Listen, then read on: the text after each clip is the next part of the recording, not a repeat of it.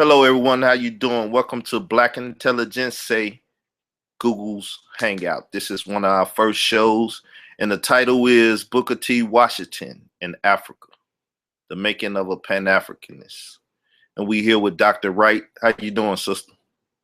I'm doing well. How are you? I'm good. I would like to ask you, to give your full name, where you was born, and how you get to the point where you start writing a book about Mr. Washington. Okay, so my name is Tyrene Wright, and I'm a scholar. So I guess that's Tyrene Wright with a PhD. After that, so I'm a researcher and scholar, and I'm originally from New York, and I've lived, on the continent and then back here in the U.S. And I was born and raised here in New York, Brooklyn specifically, and I live in Queens now. And I actually am a Tuskegee alumni. Now, I rarely start an interview out by saying that, but I am a Tuskegee alumni. And maybe that had something to do with me writing the book, but that wasn't the motivation, right? I definitely did learn a lot of things about Washington at Tuskegee that allowed me to have a different perspective of them. But those were things that I learned as a student of history, right? I was a history major there with a concentration in African American history. So I graduated from Tuskegee, go to graduate school in New York City, where I'm from, to University of New York. And then I earned a master's in modern African history with a concentration on independence struggles in Africa. And then I went to Temple University for 2 years, and then I left the United States for a couple of years and taught at the University of Chicago, briefly returned, and then I got the PhD at Union in Ohio in public policy. And so I combined most of my work, my studies, in terms of, studying how policy impacts African populations. And I do that both internationally and domestically. So this book, actually, it's called Booker T. Washington in Africa, The Making of a Pan-Africanist. It really actually falls right there within the realm of the type of work I do, because it's both historical and it also has two policy cases within the book. So what was the chronology of you getting these degrees and stuff when you sat down and start penning the book? Oh, so I started writing this book like a year after I finished my PhD. So I finished the PhD in 2011, and I began to write the book in the latter part of 2011, early 2012. I started writing the proposal and drafting the book, and that's a whole, it's a whole other story how I actually end up publishing the book, because which I'm not going to go through the whole story, but the blip is this: I had a publisher, and then I write the book 3 times, and then realize that if I truly understand and believe what I'm writing, not just as a researcher, but as someone who comes from the African experience in the United States, then I also have to put some of this in practice. And I had worked for a publisher for 2 years myself and knew how to publish a book. And I end up leaving the publishing company I work for and ending my deal and not personal relationship, but my business deal with the publisher I had, and then publishing the book under my own publishing company, which is a whole other story. So it was an interesting journey in terms of how the book actually comes about, but it takes me about 3 writings of the book to get what is the book you have on market right now. Okay. So let's travel down the road of, page 1. What do this book presents to the people that don't know much about Booker T, Mr. Washington, and his African experience in dealing with policy and people?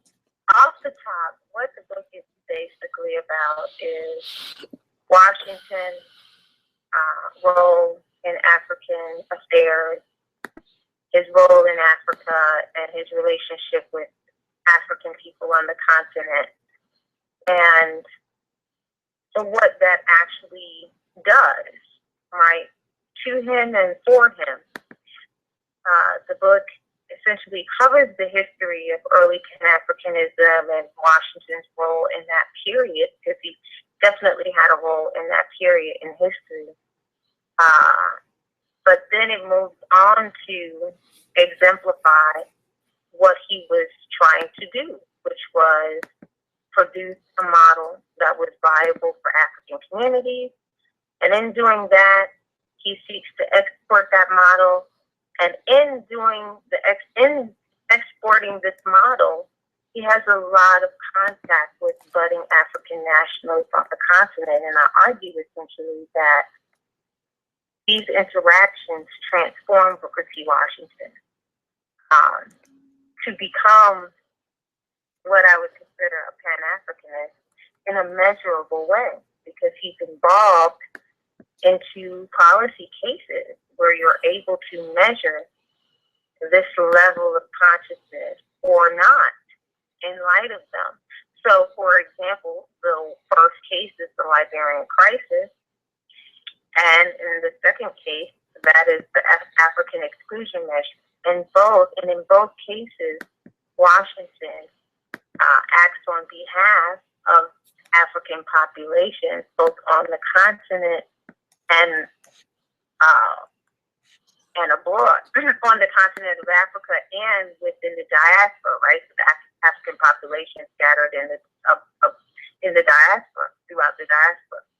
So those are very measurable actions on the part of Washington.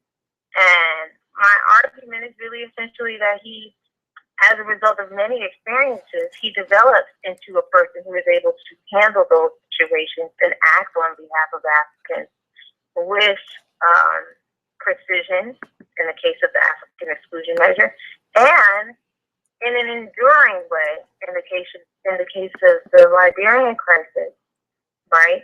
So, meaning the Liberian crisis spans 5 years. And he endures. He is the person who keeps Liberia on the U.S. agenda to the point of completion in the case. And so, which allows Liberia at that moment in time to exist. And I'll get into the particulars of the case as we talk. But so that's where I'm starting out. Introduction. I'm telling you, giving you an overview. I'm giving you an overview of, what is in the book and how I approach the story of Washington's transformation as a Pan-Africanist. So what would you say Washington was before he became a Pan-Africanist? What type of title would you say he would have? Well, that's an interesting question. I've never had that question now, right? But put it this way, he wasn't a Pan-Africanist prior to some major events, but the most important chapter I write in the book is chapter 2, and it is called Booker T. Washington, Pan-Africanism and Pan-Africanists. And in that chapter, I talk about what initially makes him predisposed to being a Pan-Africanist. And those things are, he has a deep love, respect, and admiration for African people, and it's based off of one basic view, and that was his view of his own mother. He believed that a people who could produce someone like his mother must have some good in them that geographers have failed to discover. And so it's his mother who is his motivation for believing, and actually in his reality, knowing that African people are not what is the dominant narrative, right? So that's his first initial reason for digging to understand Africa and African people. And through that, he's in pursuit. He goes on to study on his own time, the history of Africa, trying to put the pieces together. And he does this both through talking to people in his own community, formerly enslaved African persons, and by doing research of his own. And this is over years. Now, all of this information about what makes him fine and predisposed to being a Pan-Africanist is in the book called The Story of the Negro, The Rise of the Race from Slavery. And it's a book that's been written by Washington, and he talks about the history of Africa, his feelings towards Africa, his feelings towards African people, and all of the myths that he's able to dispel in the process of learning about Africa. He also expresses in this book his desire to go to Africa early in his life. So those are some of the things that make him predisposed to becoming a Pan-Africanist, but at that moment in time, he's not. He's just simply somebody who is in pursuit of some level of knowledge and engagement and understanding of Africa and African people, So I don't know what label I would give him. But the labels that people have for him at that point in time, a very American Negro, and this book that I'm discussing is not my book, but the book, The Story of the Negro. It's a book that's written around 1900, 1901 actually, and because it didn't address the social and political dynamics in the United States, it was overlooked. So in other words, Washington writes this book that's all about Africa, but because the budding and the brewing issues and the pressing issues in the United States for the African person was how were we going to move forward? 1 second, sister. Hey, 832, please mute your phone. Please mute your phone. We're getting a little feedback, sir. Go ahead, sister. My bad. I'm sorry. Okay. So, because the pressing issues were the social and the political rights in the United States and whether or not these should be pushed for, the reviews that came out at that time about the book only criticized it for not having addressed that, but did not address the fact that the book was entirely about African people, Africa itself, Washington's feelings and beliefs about Africans on the continent at home. He refers to Africa as home. And then dealing with myths and beliefs about the African person, the intelligence of African people, the circumstance. And he also gets into a small discussion about his opportunity to get involved in putting Tuskegeans on the ground and running projects and expeditions in Africa. And so I also deal with that in my book in chapter 4, which was very challenging to write, but I deal with the conglomerate of his exploits in Africa. But so this book, The Story of the Negro, was very revealing about how Washington identified himself. He did not identify as a mulatto, okay, but he was aware of the fact that he was the product of an African mother and some stray white man from a neighboring plantation. He's aware of that. He considers them both the unfortunate victims of the institution of enslavement, but he never refers to himself as mixed blood. He never refers to himself as mulatto. And I think those are things that are important if you are asking what did he, how did he view himself, or what could he be considered at that moment in time.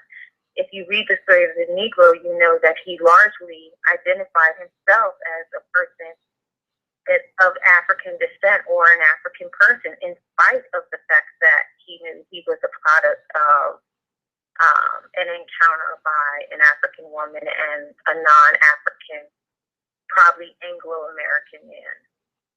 Okay, so after this publishing of this book, he took on the two cases that you was referring to earlier. Well, okay, no, not right away. So in this chapter that I write on Booker T. Washington, Pan-Africanism, Pan-Africanist, I pretty much basically chronicle this whole period where Pan-Africanism is emerging in the world.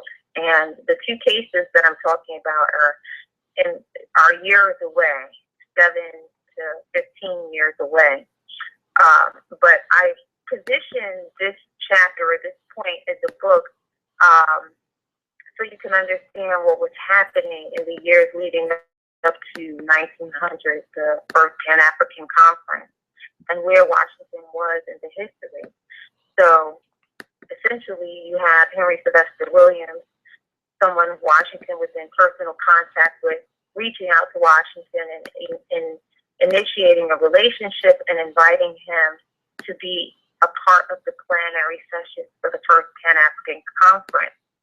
And that communication is extended by Henry Sylvester Williams in 1897. He writes Washington for the first time and asks him to participate in these sessions, and that they basically had established the African Association, and they wanted him to be a part of it, to promote it in the United States, and to be part of this conference that they planned to hold in London in 1900.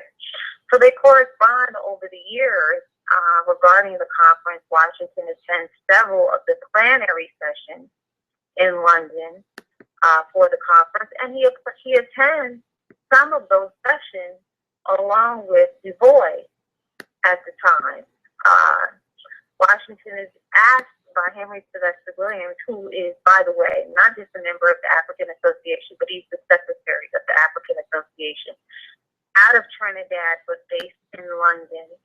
And he asked Washington to first present a paper on lynching.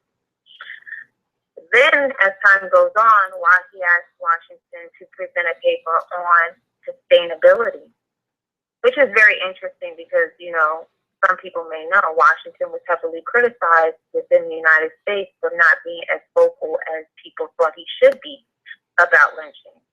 And then, of course, sustainability also was right on point, because what Washington is attempting to master, and feels like he has mastered by the time 1900 comes around, is a model, an educational model, and a model that he feels like he can export to Africa through his international students. And so Washington ultimately doesn't give a paper on either at the conference because he doesn't attend the conference.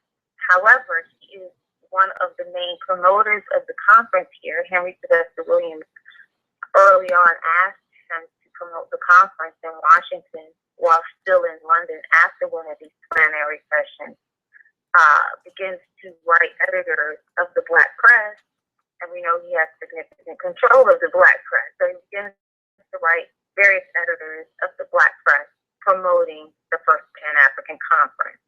And, this is documented in his personal papers, the letters he writes promoting the conference. And in his letters to these editors promoting the conference within the United States, he declares that it is a movement that is about to be set upon its way. and he feels as though it was a significant movement that would be impactful. So he's not under the impression that this first Pan-African conference is going to be just one conference and done. He knows that this unification of African people with the purpose of eradicating oppression is in fact going to be a movement, not just an incident or a moment. And he says so in his correspondence with various editors of Black papers in the United States in his attempt to promote the conference. Right? So once the conference happens, he maintains his relationships, and we know that Dubois emerges as a very vocal member of the conference, and later on follows up with several congresses, 1919 on, right? But Washington is the person, although he does not attend the conference, who is one, a key promoter of it, two, one of the major members of the plenary sessions, and someone who has the foresight and the vision to see that Pan-Africanism is not going to be a fleeting thing in relationship to African people on the continent or in the diaspora. So that is where he is. He corresponds with various people in Haiti, throughout the Caribbean, on the continent. And so in this same chapter, I actually critique his relationship with key Pan-Africanists of his age, which would be Dubois and Marcus Garvey. Okay. So who exactly went to the conference for Mr. Washington, seeing that he didn't make it? No one. He doesn't send his secretary to the conference. He does not send his secretary to the conference. No one goes in his place. Sometimes he was known to send Emmett J. Scott in his place, but he does not send Emmett J. Scott in his place in this instance, right? So he doesn't attend. But he remains in touch with Henry Sylvester Williams. This is the thing about this is important. The thing about this that is important is before we have Pan-Africanism coined by Henry Sylvester Williams, we know that Pan-Africanism existed amongst African people, right? So it's our attempt to unify in the face of oppression, or with the purpose of eradicating oppression. That's a very basic working definition of Pan-Africanism, right? And that's with all the other extra stuff stripped away. So we know that he is a part of this history, right? See, there was nobody before that considered Pan-Africanist. Hold up, excuse me, sister. Hey, y'all need to mute your phones when you come in. If you're listening live on YouTube, you're welcome to call in at 312-985-7856, but you must mute your phone line when you come in, so you won't interrupt the sister when she's speaking. Thank everyone for doing so. Okay, you got the floor again, sister. Okay, so Pan-Africanism is new and budding in the world, right? It's very new, 1900s, the first conference. So Washington is on the right side of history with respect to Pan-Africanism in terms of being a part of the plenary sessions and helping to promote it and believing in the vision that it would be, trying to contribute to that in every way during that time. And he's diligent. I mean, there's quite a bit of correspondence between he and Henry Sylvester Williams that you can see in the book. But what happens is that Pan-Africanism goes beyond just this conference. There are contacts in, Haiti and in the Caribbean, throughout the Caribbean, that people he's corresponding with. Right? He's corresponding with people on the African continent. And I get into that in chapter 4, all the African nationalists that he is communicating with and how that influences him. But in chapter 2, I go on to look at his relationship with two key Pan-Africanists, which were Garvey and Dubois. And it's not coincidental that he has a relationship with both. What I wanted to do with Dubois is this, deal with Dubois up front, because I know that that's the controversial part, the relationship between the two. But also, too, I wanted to bring, just the truth to the situation, that so many people look at that relationship and choose to talk about what the public conversation and discourse was between the two. But the reality is that their private relationship was very different than their public relationship. And that relationship is initiated by Dubois in 1894. And the information I present in the book around Washington and Dubois' relationship really deflates this idea that they had this epic conflict. It's not true. It's not true. There was a problem between the two, and I will get into that, but it's not what most people believe the problem was, okay? And Dubois talks about that later in life, but the problem is that, we rarely go to the primary sources on this stuff, so we believe, secondary stories and, conversations about that conflict. So here it goes. This is the story. Dubois initiates the relationship with Washington in 1894 by way of a letter that he writes to him. The reason Dubois initiates the relationship is because he's a graduate of Fisk, and he had recently graduated from Harvard and spent 2 years abroad, and now he was back and he was looking for a job. And so he writes to Booker T. Washington that he knows his wife, which is in fact true. Margaret Murray Washington and Dubois both attended Fisk, and they were acquaintances. So this is how he comes to know of Washington personally. That's his 1 degree of separation. And so he writes him, and actually this documentation, this correspondence is actually in the book. The book is footnoted. I changed it to footnotes so that people could follow along and follow via the Booker T. Washington papers, which are the personal papers, and see the actual documents that I'm talking about in, each and every chapter or on each and every page. So the first letter Dubois writes to Washington says this. It says, President Washington, sir, may I ask if you have a vacancy for a teacher in your institution next year? I am a Fisk and Harvard man and have just returned from 2 years abroad as a scholar of the John F. Slater trustees. My specialty is history and social science, but I can teach German, philosophy, natural science, classics. Your wife knows of me, and I refer by permission to President Gilman of Johns Hopkins University. And Du Bois wrote that to Washington right after he graduated, and that was in July of 1894 when he comes back to the United States. Washington responds favorably, offers him a position, but before Du Bois gets that offer, he accepts a position at Wilberforce, I believe. And so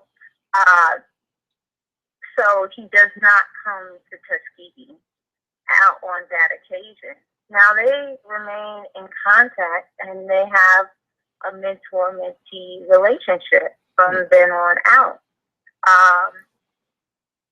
And they discuss, employment situations that Du Bois is having and intentions and plans for future research. And so the following, maybe a couple of years later, Du Bois in 1896 actually writes Washington again, and he lays out more clearly what he plans to do at Tuskegee if he were to work there. And so he writes this to him: Dear Mr. Washington, I feel that I should like to work at Tuskegee if I could be of service to you. My idea has been that there might gradually be developed there a school of Negro history and social investigation, which might serve to help place more and more the Negro problem on a basis of sober facts. I think that in time, various colleges like Harvard, Chicago, Johns Hopkins, and the U of Penn would join in supporting such a movement. What do you think? At the present, I know just how I could be of service. I can teach most primary and secondary branches, preferring, of course, history, economics, social problems. I have had an indication that I may possibly expect an offer from the University of Pennsylvania for a year, after which, if needed, I could come to Tuskegee, perhaps have the active aid of a great college like the University of Penn. In any case, I am willing and eager to entertain any position for giving my services to your school. So that was one of the other letters in the book. It shows that Du Bois was intending to come and teach at Tuskegee. That happened in the summer of 1903, we believe, although I have not been able to find a syllabus. We know for a fact that Du Bois spent the summer of 1903 in Tuskegee at Washington's house. And that, yes, is, of course, the same summer that, not the same summer, but the same year that The Souls of Black Folks was published, right? Now, what happens between them is this. That summer of 1903, there was also the Boston riot. And Du Bois, after spending the summer in Tuskegee, at some point he went to visit Monroe Trotter. And he congratulates Trotter on his handling of the riots, but not on the riots itself, right? He did not encourage the riots. Washington, who was, I guess you could say, the arch enemy of someone like Trotter. Trotter opposed Washington very aggressively in the press and was one of his major critics. Washington saw Du Bois coalescing with Trotter as an affront. And that is his grievance with Du Bois, okay? But neither talk about that in the public realm. Du Bois' issue with Washington, which probably goes a little bit deeper because it comes from a sense of rejection in a way. Washington had something at his disposal called the Tuskegee Machine. And the Tuskegee Machine was a network of people, primarily power brokers, all of which who did the bidding of Booker T. Washington, both black and white. And Du Bois had a problem with this because part of what the Tuskegee Machine did was reward and or punish black people on occasion. And so Washington had that level of power. Du Bois saw and felt that he used this power to silence the young African so-called American leadership in the United States that did not agree with him. Now, what I would say as a researcher, I would say that Washington absolutely both used and abused the Tuskegee Machine and his power. And so, yes, he was intolerant of young black leadership that did not go along with his program. And that was Du Bois' chief grievance with Washington.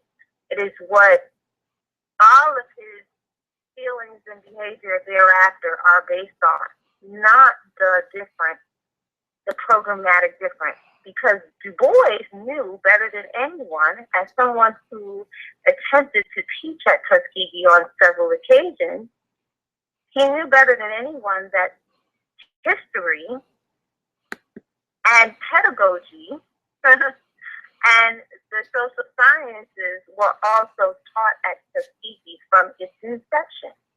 Tuskegee was a school for teachers, not simply a vocational and industrial or vocational school. The charter in 1893, when the school is established as independent, establishes that it is in fact a school for teachers who can teach the academics and to industry. And so it's never been an industrial school. It has never been, when it was initiated, it wasn't solely an industrial school. It was a normal school. And when Washington makes school independent, which we can talk about that later when we get into the institutional history, when Washington makes the school independent in 1893, the charter absolutely says it's a school for teachers. And so it has always been a school that produced more college-educated Black people than manual laborers. Okay? It always had a covert educational program, primarily because of the history and the positioning, of the institution. It's so deep in the South. So, it proclaimed or seemed as though it was an industrial and vocational school, but in actuality, the documentation, the legal existence of the institution has always been defined as a school for teachers. So Du Bois knew this. He always knew this. He always knew that the curriculum had a space for historians, taught history, and Du Bois, make no mistake about it, is a historian first, right? His PhD is in history. Yes. So that later on, Du Bois discusses his relationship to Washington in a more honest way in an essay called My Personal Relations with Booker T. Washington and Others. See, in the Souls of Black Folk, he admits that he put that book together somewhat at the last minute, and that it was fugitive chapters from various pieces that he had written previously. And to those fugitive pieces, as he calls them, he adds this chapter on Mr. Booker T. Washington. Now, that is the critique of vocational and industrial education versus the social sciences and liberal arts. However, Du Bois is aware at the time that that is not his chief issue with Washington. However, he is unwilling to have the personal conversation in the public realm, so that is his chief debate in the public realm against Washington, and that would be the programmatic difference that people go on and give life to, and write many things about, in the larger American narrative. But that is not his real grievance with Washington.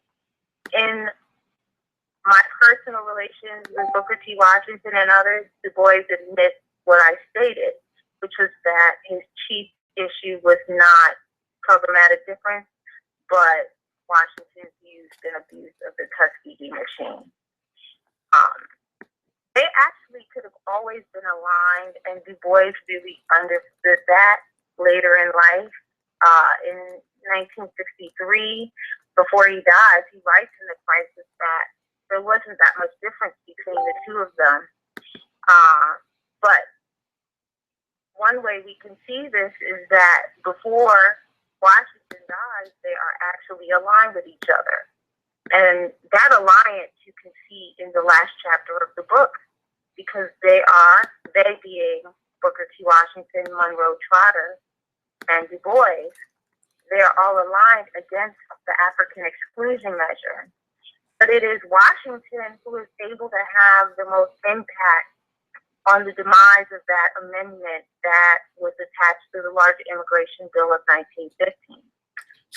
But Du Bois and Monroe Trotter were not there with him physically or in his efforts, but they were aligned against this measure. When you say in the book, are you talking about your book, to be precise? Yes, in my book. Okay. Yes, in my book. In my book, the last chapter of the book, it's the case of the African exclusion measure. And that's a case where the U.S. government attempted to lock all African and Black people out of the United States. via the larger immigration bill of 1915. And the measure actually is passed in the Senate and goes to the House. And in the effort to fight against this measure, Washington, Dubois, and Monroe Charter are all on the same side. However, Washington is the only one of the three who has the power to influence what the outcome will be, right? And mount the greatest and most effective opposition to the measure. And he does that in various ways. So they are aligned, and they're aware that they're aligned against the measure, right?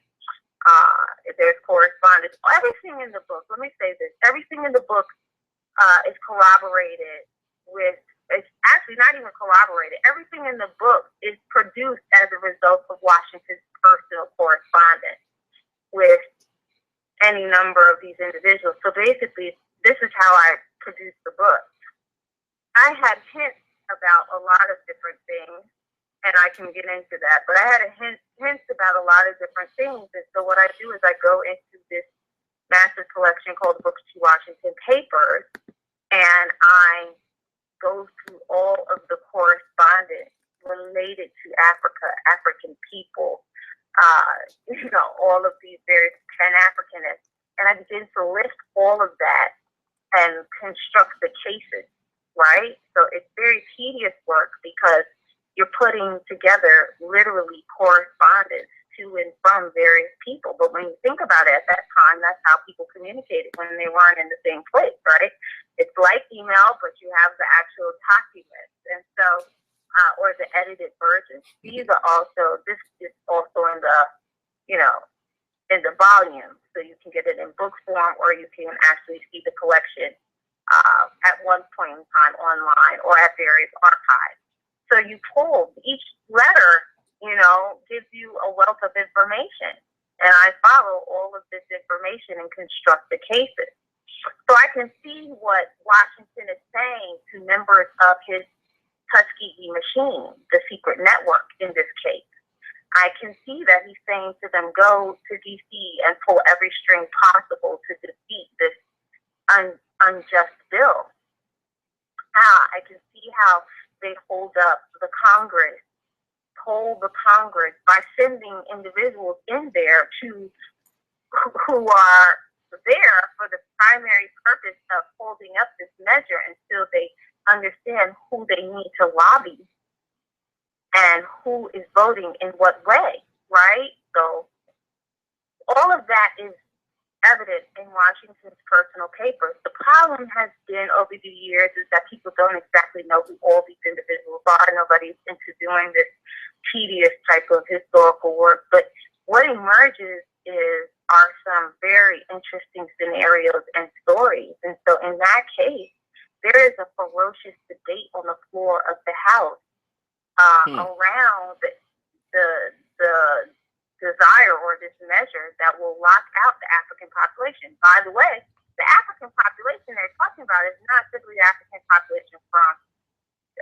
Africa. It's really targeting African population from the Caribbean, Central, and South America, who were the labor force on the Panama Canal. And at the point of completion of the Panama Canal, a senator out of Missouri proposes that they are locked out, this African population, who actually receive U.S. wages working on constructing the canal.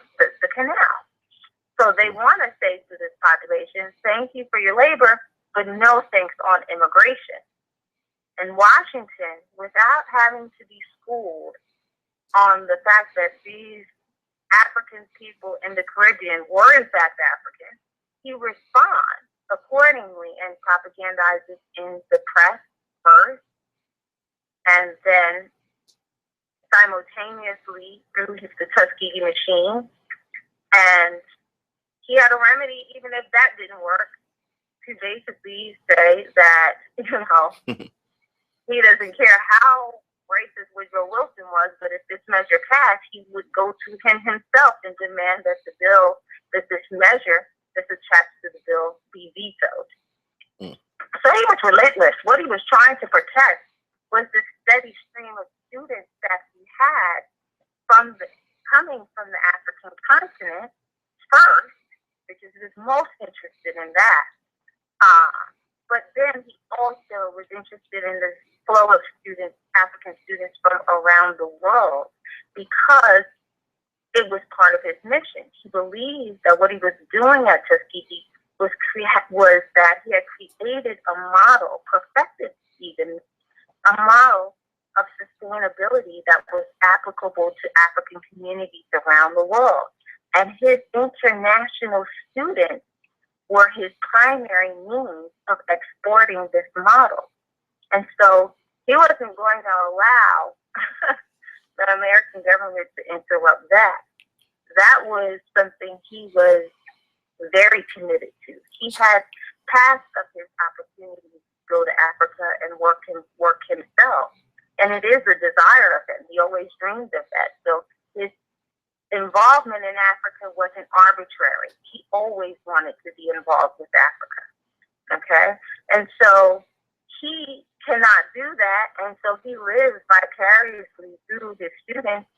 And with his international students, he makes them pretty much promise to return, because he feels that the mission is incomplete if they do not return to their communities and apply what they learned in regard to the Tuskegee methods and model. Which is very, very, very intelligent, because then that breaks down the language barrier. He don't need to teach anyone a new language. They already know the language of the native people and native tongue. Right. And so that's what he was actually doing. Now, the thing about it is that some people have actually criticized the book, because I do talk about the fact that some people did notice that Washington was up to something very effective at Tuskegee. Both Black people and white people might have known that, but because Washington had this image as the accommodationist, as somebody who was willing to forego political and social rights, he had the perfect mask, to be quite honest, to conduct some of this work, right? Because he could do it without an enormous amount of suspicion. It almost seemed as though they had completely accepted him as an accommodationist and didn't even look into the things he did or said. To be quite frank with you, I was always shocked and surprised, because so much of what he said on paper could have gotten him killed, or would get any one of us killed, to be quite frank with you, today. Okay. So the fact that he was able to do that and people go undetected was very, very interesting, but it had everything to do with his public image or persona. And so not everyone was fooled, okay? Some people would just look at what he was doing and found that very provocative. And one of those people that called him out, so to speak, in the way we would say it, was Thomas Dixon. Thomas Dixon was a Southern white racist, but most Americans were racist at that time.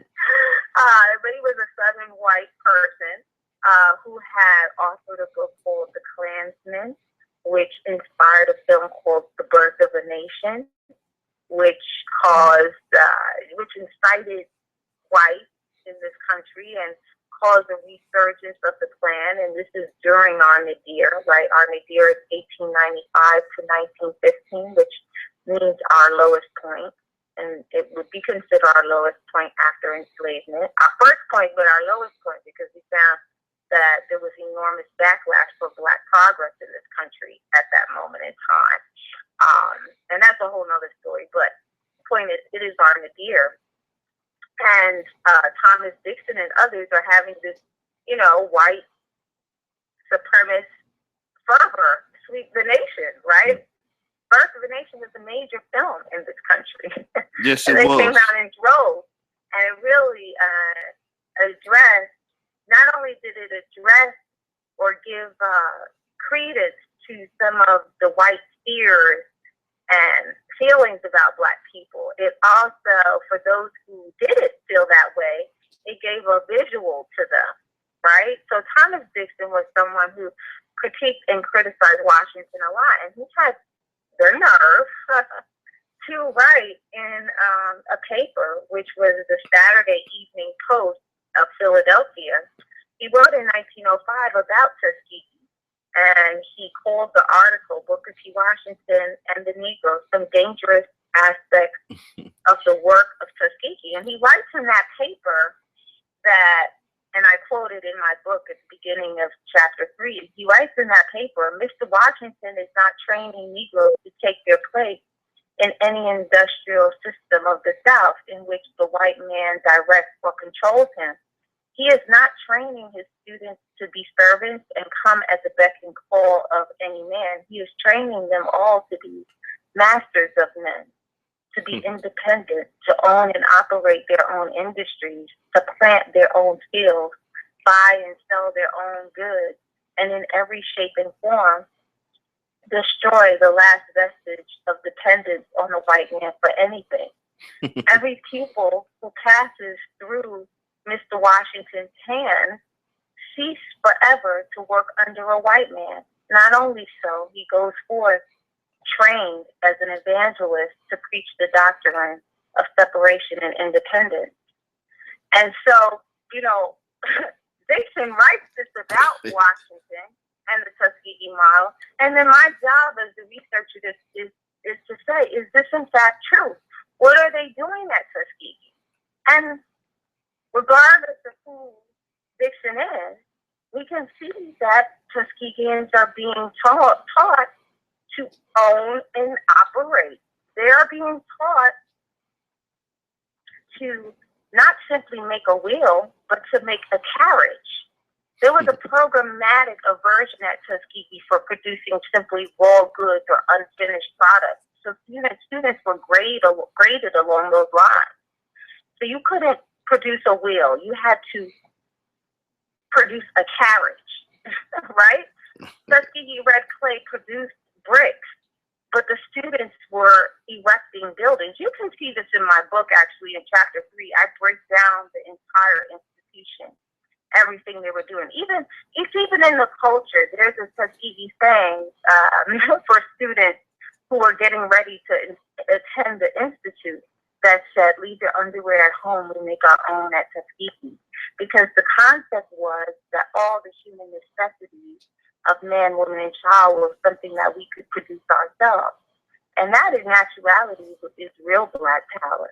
When you need no one because you can feed yourself, you can house yourself. So Tuskegeans aren't just creating bricks, they're erecting buildings. They're not just building carriages, they're not just building wheels, making wheels, they're building carriages. They're not just producing the soles of a shoe, they're producing the whole shoe. You understand? They're producing their own food, and that's where Carver comes in, because he basically teaches subsistence farming, not just to Tuskegee agricultural students, but to Macon County residents in rural part of Macon County. And they have a Tuskegee School on Wheels that went out to rural parts of Macon County and taught farmers how to plant crops that replenish the soil instead of depleted it, and then produce crops that they could actually, basically subsistence farming, produce enough for themselves and for the market. And so that was, Thomas Dixon is just another voice in the chorus of voices that criticize Washington. But if we can't find any truth in what he says, then we must throw it away. But there is some truth in what he's saying about Tuskegee. There is some truth in the sense that what is happening at Tuskegee are nation management practices that Washington is very interested in exporting. But he wasn't the only one to notice that about Tuskegee as well. So Booker T. Washington was our first spook by the door, if you know the movie I'm referring to. Right. He was better than the spook, because he would be the spook temporarily, and then the spook would go back home and share everything he got from the big house, with the people. So he certainly wore a mask in American society, but he was committed to African people. Right. So at the same time, he was bringing about, as he said, a heaven right here on earth and not waiting on heaven to come. Essentially, I mean, if heaven is being able to control your own destiny and your life, then yeah, you know, he believed in hard work. He believed in commitment. He believed that he wanted the students to have a commitment to the mission. Tuskegee, you know, principles talk about head, hand, and heart. And so in addition to having intellect and know-how, ability to put things in practice, right hand, he felt that you have to be committed in the heart. And so he gave lectures on character building every Sunday at the chapel on campus. And those were, you could actually see what those lectures were to the student body and faculty in the book called Character Building. And there's actually an audio version of it on YouTube or whatever called Character Building, which is, you know, the name of the book. So it was there was a combined mission. Because the institution was sustainable, there were a lot of students who came there without the money to pay.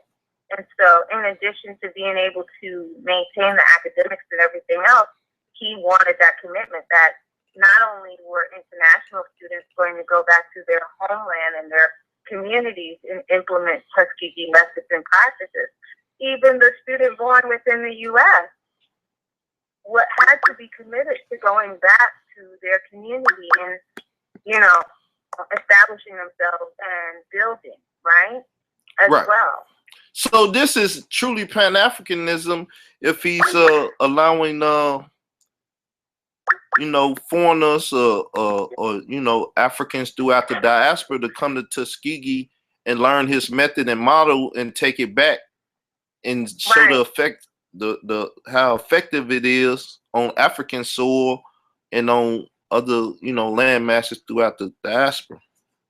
Right. Mm-hmm. So would you bless us with a little bit of the Liberian situation? Oh, yes. Okay, sure. Let me say one other thing about the Tuskegee model, and that's a very interesting chapter as well, because I talk about who is the real founder of Tuskegee, which was in Washington. Washington, I call him the builder and the father of Tuskegee, in the sense that he raised and cultivated Tuskegee, right? And he reestablishes it as independent.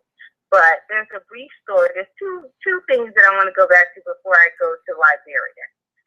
Definitely. One is this brief story of the founding of Tuskegee, and then the other is Garvey, which once we discussed Dubois, I kind of skipped over, and that's in chapter 2, the story that is Marcus Garvey and his relationship, which is very important, his relationship with Booker T. Washington.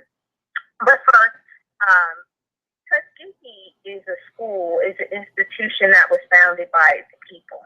And that's a significant difference between it and many other historically Black institutions.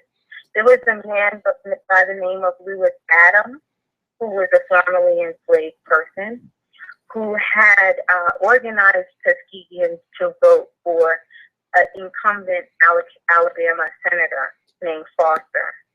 And you have to understand that this was during shortly after radical Reconstruction time. And Tuskegeans were politically astute and organized in Macon County.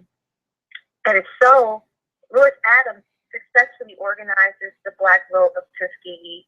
Foster is reelected and he saw this as a political favor, and he comes back to Lewis Adams and asks him, "What would you like?" And Lewis Adams is the person who says, he could have said, "I want a team of, cattle or whatever people do to plow their land, or, or I want a plot of land, or I want the Model T when it comes out." He could have said anything. He could have asked for something for himself. He did not. He asked for one simple thing. He said he wanted a school for his people. And that was the birth of Tuskegee the Negro Normal School at Tuskegee. Lewis Adams saying, I want a school for my people, and we have to understand he wasn't even 20 years out of enslavement. You know, this may have well as been the next day, may as well have been the next day out of enslavement. But he had that vision to say, I want a school for my people, and that was the birth of Tuskegee. It was housed in a one-room church, the AME Church in Tuskegee. So Washington comes there shortly after, and he is the person who built the institute to what we know it to be. But in 1893, true to form, Washington is the person who also does something just as important as what Lewis Adams did, and that was he decided to make the institution independent from the state of Alabama. And so he buys the institution and he creates its own charter, right? He makes it independent from the state of Alabama. So Tuskegee to this day has a very peculiar status. It's called quasi-private. It is private, but state-affiliated. So it owns itself and it has a board of trustees. So it essentially it's owned by the people, right? So that's how it's created, the nonprofit organization. So Lewis Adams is very important. It shows us, I always make sure to tell that story whenever I talk about Tuskegee, because it's not just about Tuskegee. It tells you what the values of African people are at that moment in time, in that small place. And you had people who understood the value of education for our people, and not simply vocational education, because even then, the Negro Normal School at Tuskegee is a school for teachers, right? So that is a true story. But Washington gets all the credit and the glory because he is, in fact, the father and the builder of the institute and brings it to what it becomes, you know, later on, and makes many personal sacrifices to do that. You know, he loses 2 wives, he buries 2 wives in the process. There's a lot of personal hardships that he suffers that, you know, we don't really get a feel for in the larger American narrative, right? So. Okay. And then I'll go back to Garvey, but if you guys, I don't know if there's people who want to comment on that or. Yeah, I think from my studies, Garvey had a little bit to do with Liberia too, right? At one point in time. I'm not so sure about that. I've been questioned about that very often. I know Garvey had his newspaper in every port in West Africa that he could. And so he always had this international feel and a presence in Africa, right? So I'll go more into that when I do. Do you want me to go right into Marcus Garvey because he is? Nah. I mean, you can stay with your flow. I'm loving the flow and stuff. I don't really want to. Well, that was the next thing I was going to go into, Marcus Garvey. Okay, I really don't want to. I don't want to knock you off your flow. It's sounding good, and you making some points that I believe a lot of people will appreciate. So, go ahead. Okay. So part of what I didn't discuss in chapter 2 right now, but it's in the book, is the other significant Pan-Africanist during that period, and that is Marcus Garvey. Now we know Marcus Garvey is from Jamaica, St. Anne's Bay, Jamaica, and Marcus Garvey is in touch with various people throughout the world. He's very much connected with this budding Pan-Africanist world that Washington is also in touch with. And I'll get more into that, why I say that, and who Washington is corresponding with, because that also is, I dedicated an entire chapter to who Washington is talking to and the African nationalist, the Pan-Africanist he is dealing with, who we don't know per se, right? But are on the continent and responsible for what I consider his transformation, right? But Marcus Garvey is someone who read Booker T. Washington's book From Slavery And in his own words, he was inspired by it. He wanted to structure the UNIA after the Tuskegee model, because he definitely recognized that Tuskegee was all about a model of self-sufficiency. So he basically, he reaches out to Booker T. Washington following a conference that was held at Tuskegee by Washington. And that conference was held in 1912. It was called the International Conference on the Negro. And that conference was Washington's Pan-African conference, so to speak. It's held in Tuskegee, and various people from the continent, the Caribbean, Central and South America actually come, but the focus of the conference is on Africa. And there are some colonial administrators who also come to Tuskegee to this conference.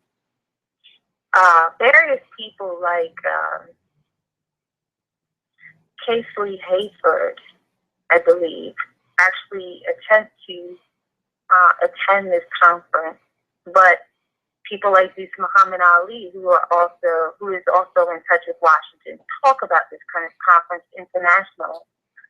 So the conference takes place, and at the conference there are 8 Jamaican educators who come from Jamaica to engage at Tuskegee and see this model. Tuskegee was used to putting on a display of their industry and what was happening at Tuskegee. And so they did basically have all of this on display. Every industry that existed there, the delegates could go through and see what they were doing in terms of, agriculture, what they were doing in terms of architecture, what they were doing in terms of business, right? What they were doing in shops in terms of producing clothes or anything like that, or in animal science. So all these shops, basically the campus was on display, right, for its practices and sustainable model. These 8 Jamaican educators go back to Jamaica and explain that there was a resolution at this conference at Tuskegee to erect a Tuskegee-like institute in Jamaica. They give all the information that they acquire at this conference to Dubois. They share this information, not Dubois, they share this information with Garvey when they return to Jamaica. It is at that point that Garvey begins to correspond with Booker T. Washington. He writes him. And that correspondence, his initial correspondence and his correspondence back and forth over the years, is detailed in my book in this chapter as well, chapter 2. And you can see the intimate correspondence between the two men, much of which revolved around the attacks that Garvey was receiving by other African people who were also in Jamaica, who did not believe in the mission and the purpose of the UNIA. Garvey, writes to Washington that he knows that he has his critics, but on each and every letter, let me go back. Garvey writes to Washington that Washington can understand having a chorus of critics because, he faces that in the U.S. by Trotter and others, and Garvey is aware of that, right? The attacks on Washington and the public narrative and conversation going on between various intellectuals and leadership in the United States and Washington. So Garvey's aware of that, and that is really kind of like the basis upon which they strike up a relationship. So there's consistent correspondence between the two. Washington is the person who invites Garvey to the United States to see Tuskegee. But Garvey also writes at the end of almost every letter that he is Washington's faithful and humble servant. So he identifies with him both in in theory and in practice. Ideologically, he identifies with him, and in practice, in terms of what the practices are as Tuskegee, he identifies with them. The UNIA is a replica of Tuskegee.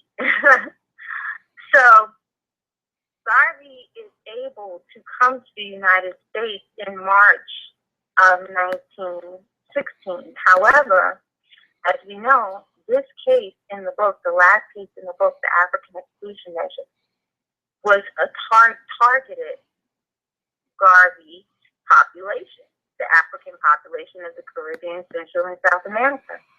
Had Washington failed to defeat that measure, or had that measure passed, right, as part of the larger immigration bill in 1915, January 1915, Garvey could not have come into the United States the following year, in March of 1916. Now, this is the irony of it all. Garvey, the African Exclusion Measure is defeated in January 1915. Washington died in November of 1915, and Garvey arrived in the U.S. in March of 1916, 4 months after Washington's death. And of course, as planned, his first stop on his trip was to Tuskegee to see the model that it was. So the existence, the inspiration, the existence of a Marcus Garvey in the United States is on many levels a result of Booker T. Washington. Conceptually, he is inspired by Washington's story. In practice, he models UNIA after it, right? Because it's supposed to be sustainable.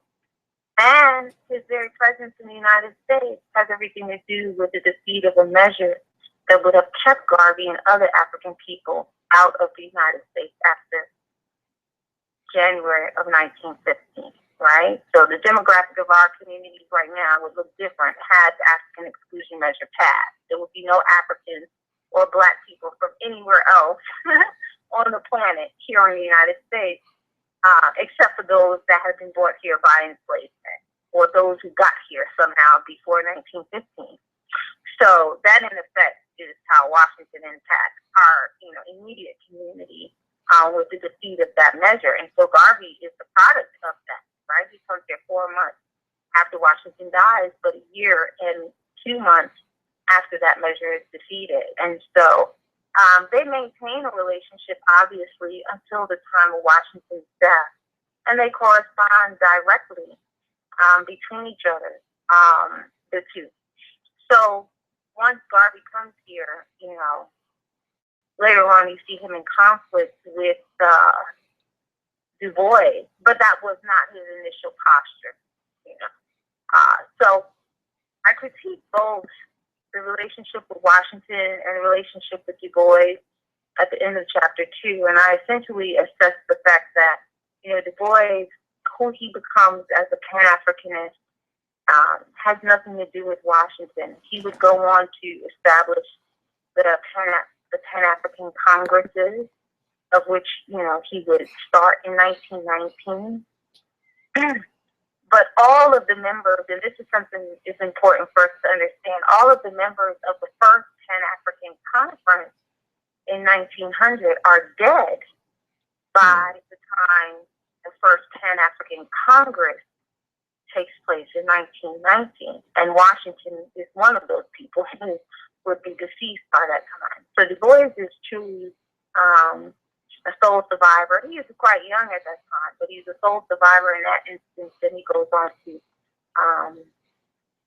lead the conferences that bring about a certain level of consciousness amongst African leadership on the continent.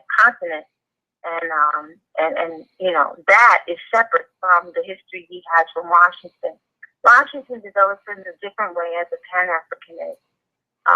He develops more by being behind the scenes and having these relationships with various Pan-Africanists and facilitating the mission. But he would, not be dependent or his role in Pan-Africanism and the history of it is not dependent on Dubois, because this is a concept and a practice that's just becoming defined, right, in the world at that moment in time, primarily by Africans who are outside of Africa. And then Garvey, of course. Yes, Garvey is truly a product of Washington's philosophy, Washington's efforts, and Washington's really ability and measure of power here, right, with heavy influence in the African exclusion measure, allowing Garvey to come here. So, that's Washington's relationship to those major Pan-Africanists at that moment in time. But we can place them in the history and they're behind the scenes. So when people are saying, Washington can't be any Pan-Africanist, like, what are you talking about? He was right there in the middle of the history. He was central in some of the history of early Pan-Africanism, right? The first time people are saying Pan-Africanism in that way, in that phrase coined by Henry Williams, Washington is there. So, but this history is there. This history is something that's accessible. I think the larger, and I talk about it in the preface, the larger American narrative has been monopolized by one person or few people in particular in terms of the history of Washington. And so you don't get this information, right? Because there are a particular number of people who have been the ones to, write the biographies on Washington. And those individuals are white, not black. And I talk about that in the preface, what's the work that we must be committed to doing in terms of our leadership, right? Okay. So I'll stop there if there's any comments or questions, and then I'll go on to Liberia. Nah, we're not dealing with the audience right now. We're gonna leave Q&A for after the Liberia conversation. Okay. But Okay. It's very interesting the things that you bringing out, because when I search YouTube and I search out here, I read some of them letters where you quoted what Garvey said at the end of the letters. Some brothers actually pointed these things out to me, and they talk pretty good about this. But you bringing out things that I haven't heard yet, so I'm interested in hearing this next part. And then after that, people, you could call in 312-985-7856 for the Q&A. If you call in anytime before that, please mute your phones so you won't disturb the conversation. So if you could just wait until she get through with this portion, then you could call in and we'll have Q&A, and you can kind of leave your mics open long as you're not in the, real harsh sounding area. But with that said, sister, you got the floor again. Let's hear about Liberia, because, I done heard a little bit of this conversation, and I want the people to hear it because it was very interesting when I heard it. Okay. So, Liberia, the Liberian crisis is something that began in 1907 and would go from 1907 to 1912. Now, Liberia had been in crisis on many occasions. The problem with Liberia was this, that once the African population that was resettled in Liberia is there and attempting to establish itself, which was done by, the American Colonization Society in 1847, there's always been conflict between this Americo-Liberian population, which is the formerly enslaved African person, and the indigenous Liberian, who is the African person in that region that was never displaced or enslaved in the United States, right? And the indigenous Liberian is comprised of indigenous Liberians are comprised of many ethnic groups, right, that have never been displaced or removed. So in 1907, there were conflicts on the ground between these two groups, but there was another issue going on, which was that the French, the British, and the German colonial forces on the ground were trying to annex portions of Liberia. Generally, you could say, and the larger picture was that these colonial and these imperial forces in Africa were generally intolerant of an independent African nation in this region. They wanted the U.S. to state its claim to Liberia in a colonial fashion, right? But the U.S., adhering to the Monroe Doctrine, was unwilling to state claim to Liberia. So basically, they had not taken territory in Africa. But what the U.S. government does do is, in Navy ships off the coast of Liberia, they come into Liberia and consistently put down conflict between Americo-Liberians and the indigenous Liberian population and nation on the ground. So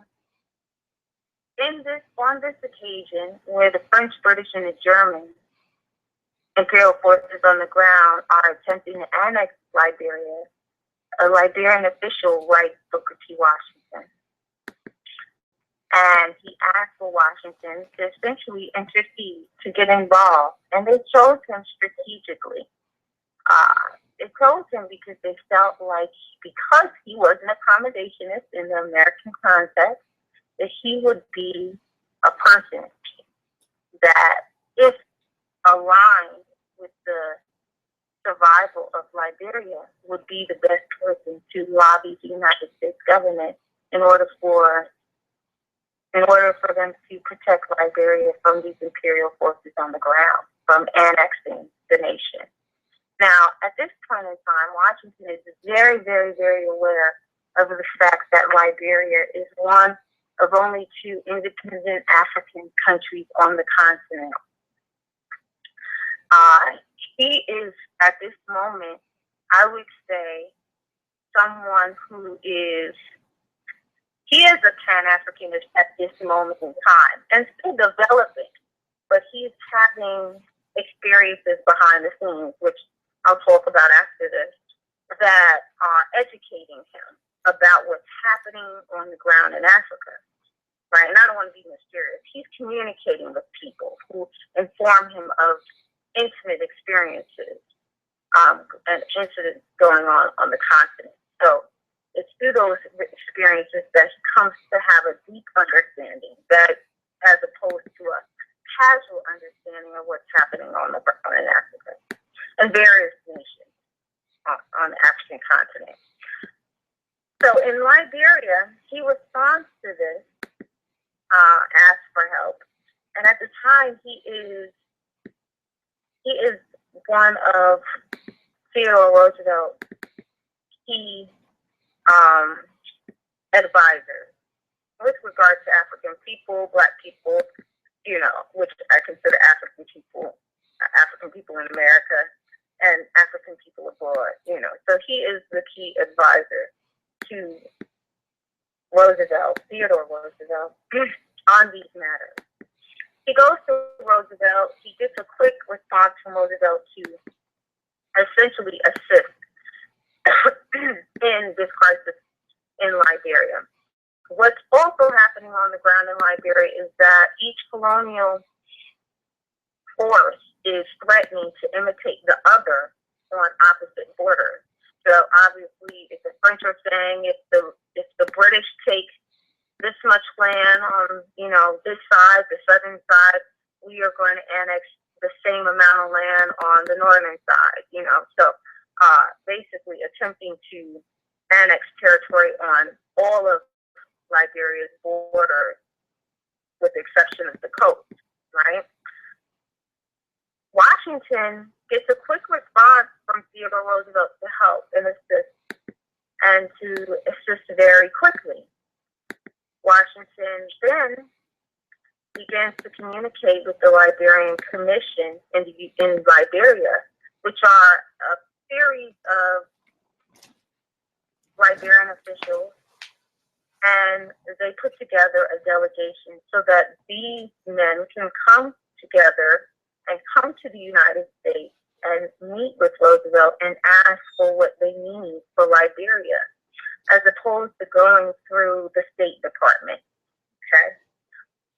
When the Liberian Commission comes to the U.S., Roosevelt, and now let me say this once again. I have to make sure that I say this. I know all of this. Why? Because of intimate communication.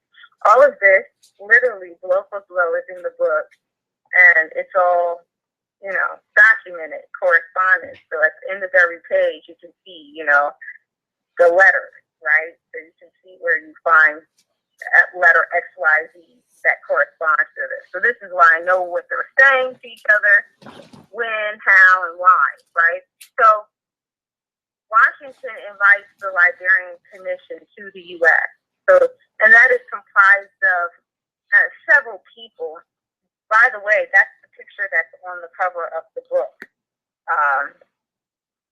But it is comprised of the former president of Liberia, former vice president of Liberia, a U.S. representative to Liberia also. Well, let me actually give you some specific information. So, Secretary of Liberian Commission is there.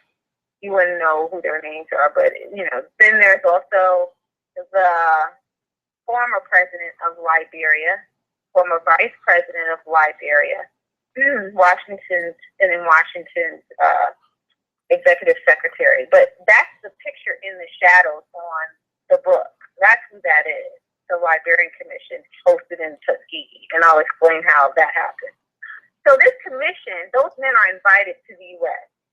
Roosevelt, Washington is very excited because in spite of the fact that, Liberia is in a bad way, he's excited because he understands who Liberians are. They are us, So this has never happened before. He's excited. He wants to do all kinds of pomp and circumstance for them. And Roosevelt, in the correspondence, says no. Liberia is in a bad way. It's in a bad situation. There'll be no pomp and circumstance for them, right? We're just going to have them here and we'll do, whatever you want to do, but we're not doing any pomp and circumstance for them. Washington could care less about that, and he believes there should be, so he invites the commission down to Tuskegee, and he hosts them there for several days. He takes them all over the place, has various meetings with them. And then what he does is, in classic form, he orchestrates and plans several meetings for the commission with President Roosevelt at the White House.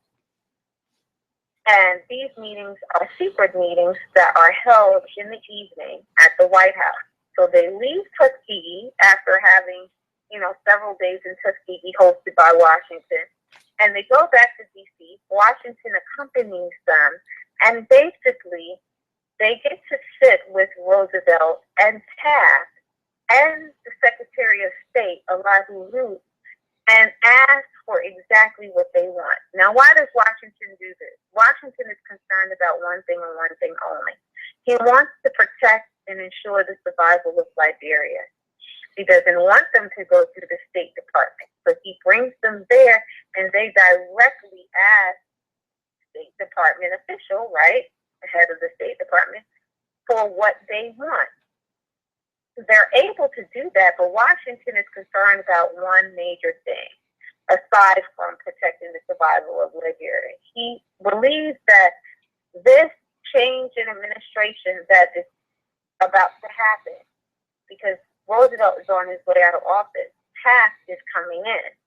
He has both of them there, and the reason why he has them both there is because he feels that the change of administration will undermine any agreement made with Roosevelt that Taft has to carry out. So he brings these men there together so that he can ensure that even with the transfer of power in the United States, it will not derail what is put in place for Liberia. he's ruthless, to be quite frank. I know some people wouldn't consider that ruthless, but his objective is something that you can see in the correspondence. He is going to do whatever it takes. Do you understand? Meaning he's thinking of everything. He's truly a chess player, not a checkers player, because he's thinking several steps ahead. Like, what could derail the support I get for Liberia? Who could derail the support I get for Liberia? And when he realizes what those things are and who those people might be, he brings them together in order to decrease the possibility of anyone, not following through on whatever the agreement is. And so all goes well. The Liberian Commission goes back to the U.S., and the U.S. decides they want to send a commission. There's a lot of controversy around this commission. It even ends up in the New York Times, an article about it. And basically, it's along the lines of the fact that the members of the commission, some of which were chosen by Washington, but many that were chosen by President Roosevelt. The members of the commission are primarily white men, and the whatever number is supposed to be Washington. He's supposed to accompany, but he would not leave Tuskegee, so he sends Emmett J. Scott to Liberia instead. When this happens, there's fanfare around the commission because the members of the commission were white men who were, in fact, thorough racists, some of them, and refused to ride to Liberia on a boat with a black man. So each of the members of the commission sailed to Liberia from the U.S. in the order in which they are on the commission, but in separate vessels. And it makes the New York Times. So all of them go, including Emmett J. Scott, to Liberia on a fact-finding mission to see if the conditions are what they say they are to the American government. They go, they come back, it's successful. Washington in this time is basically trying to keep the U.S. on the agenda, keep Liberia on the U.S. agenda. He's constantly in communication with Liberian officials during this 5-year period, and ultimately a deal is cut. They try to do it like in a completely official way. So it comes before the Senate, and it's actually not approved. And then Washington, when the deal is not approved, he is clued in on the fact that the deal isn't approved, and he communicates this to Liberian officials. At the same time, he tells the Liberian officials what he believes the alternative deal would be, which he has proposed to Taft, and Taft privately extends the deal to Liberia, which is a multinational loan to buy Liberia out of the debt. And this is a proposal that basically happens, as we can tell through the correspondence between Taft and Washington. And it is the alternative to the on-the-table deal, which would have required approval from the Senate and the House to lend or to buy Liberia out of said debt, which would stop encroachment on French, British, and German colonial forces on the ground. So he carries this case in particular is a case of endurance. He is able to keep Liberia on the agenda. He is engaged in some heavy negotiations and maneuvering behind the scenes. And what develops is a model for how the African population here can influence U.S. policy on Africa. And so these are the things that come out of this case. One, as an African person who is leadership here, the model that we can see with Washington is this. He has two different conversations happening with U.S. officials and with the Liberian officials. He has a very inside conversation going on with Liberian officials, and it is very clear that his loyalty is to Liberia and Liberian officials. He goes on many occasions to say, and this is documented in the book through his correspondence, that no one, not even the native Liberian, is more interested in the state of Liberia than he is what he writes. Taft, at one point, is so perplexed by Washington's over-identification, in his opinion, with Africa and African people and Liberians in particular.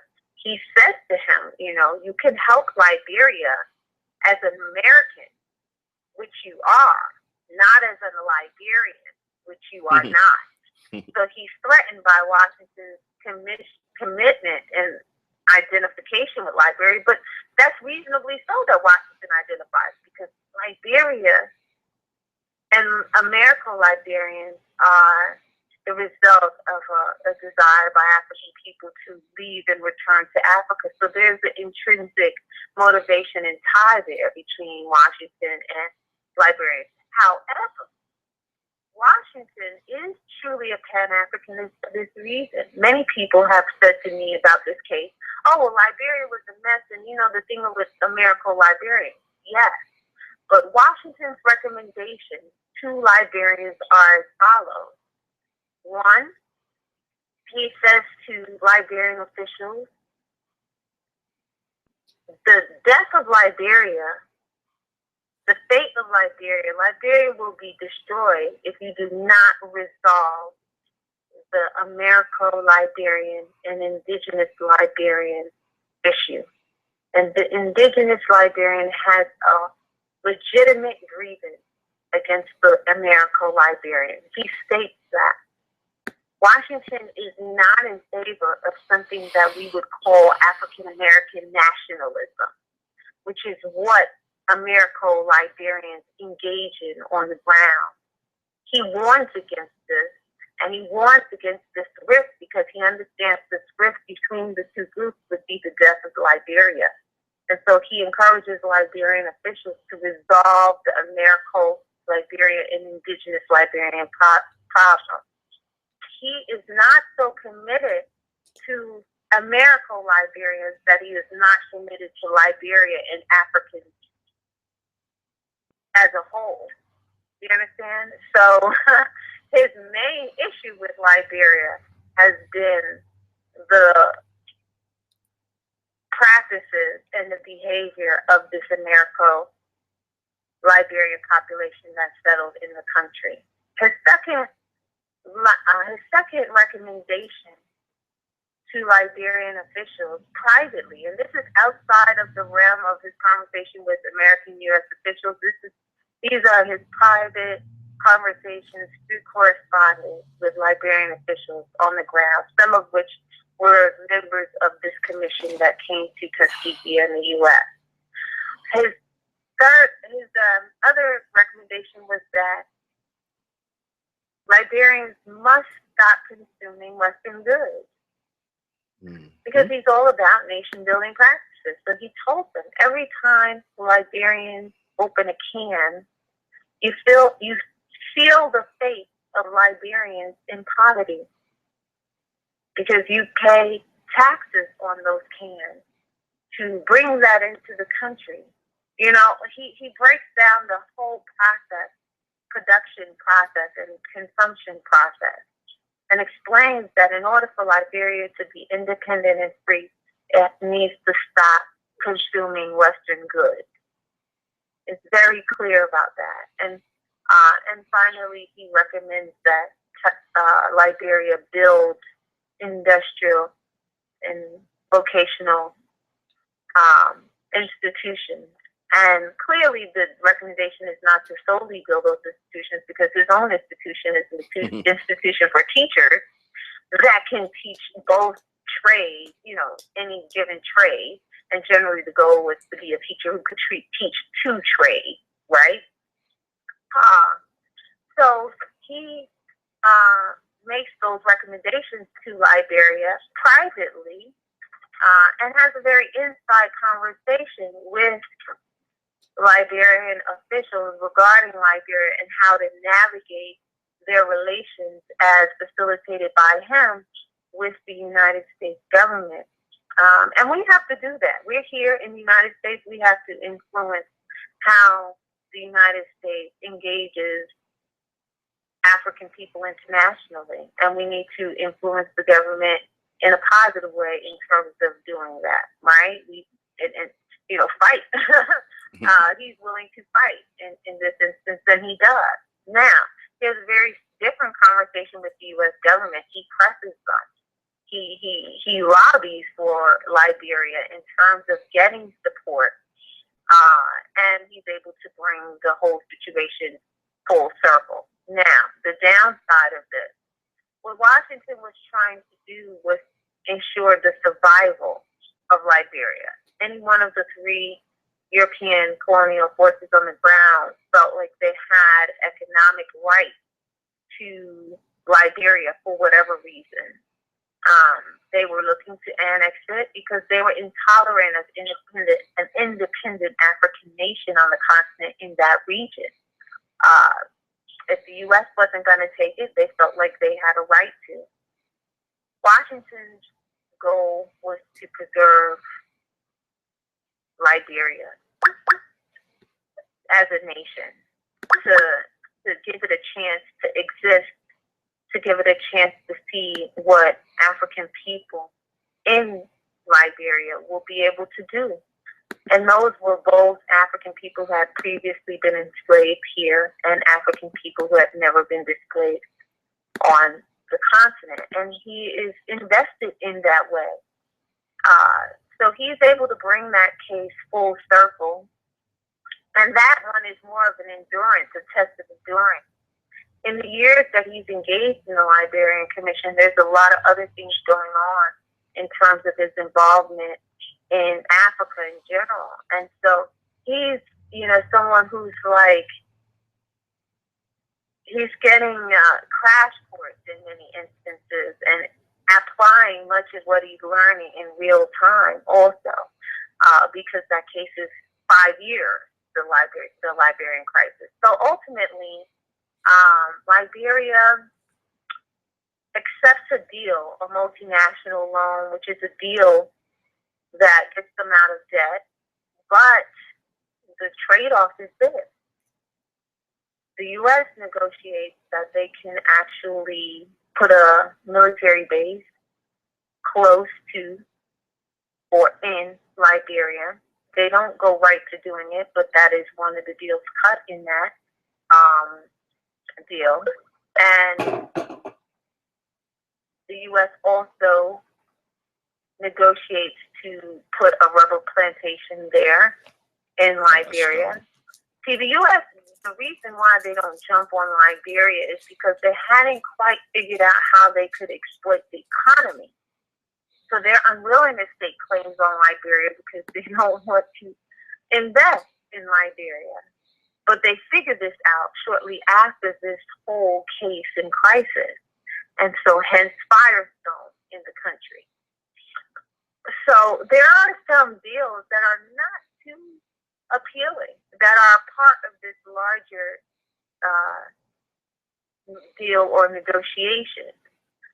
They're not the best deal, but it wasn't the best deal. But what it did was allow Liberia to survive, to, in essence, fight another day, right, as opposed to be annexed immediately by any one of those, colonial forces on the ground. And Washington was the key negotiator in that.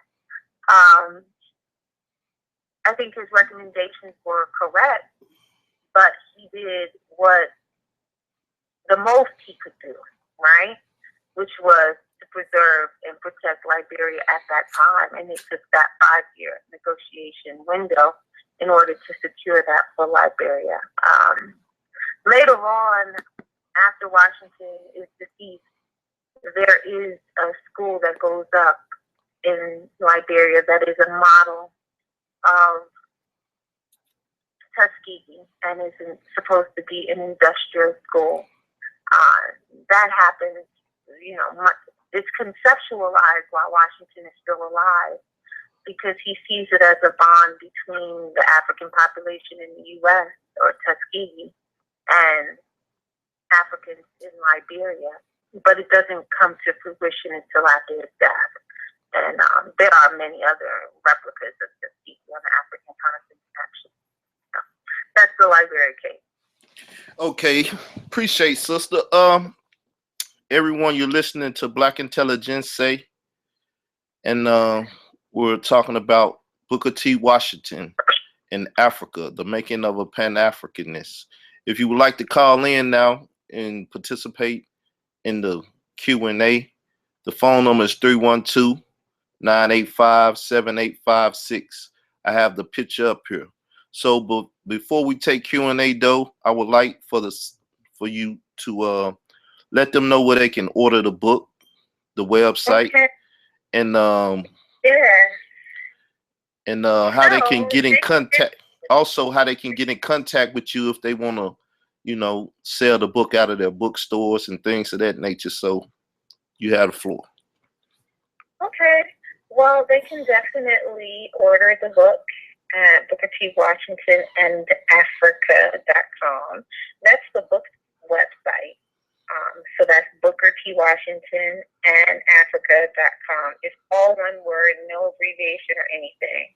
Just Booker T. Washington and Africa.com. Or you can Google Booker T. Washington, the making of a Pan-Africanist, and it should pop up there in the first couple of hits.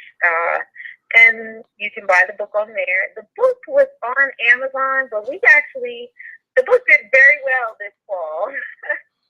And so it came out earlier last year, but it did very well this fall. So I sold out on Amazon pretty quick. That's probably going to go, back up, I guess, within the month, because we'll have, books with Amazon. But those are sold out for now. So the website is the main book they can get it from. And how can they hit me up? I mean, you can actually email me at dr.tyrene.wright@gmail. And so you can hit me up and ask me questions about the book or ask me where I'll be in terms of talk. The website, in the past, we used to put all of that stuff up, but now, things are actually moving sort of fast. So it sometimes changes, and I can't put them up as quickly as possible. So in the future, you will be able to look on the website and see the under the tab for events. You'll be able to see where I'm going to be, speaking at, or doing a talk or a lecture on the book. On the 23rd of this month, January, I'll be at an event for CMOTAP, Committee Against the Negative Images of African People.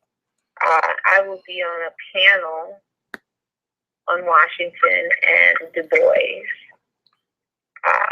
talking about the book, but debating that issue. We like to do great debates up here in New York. And so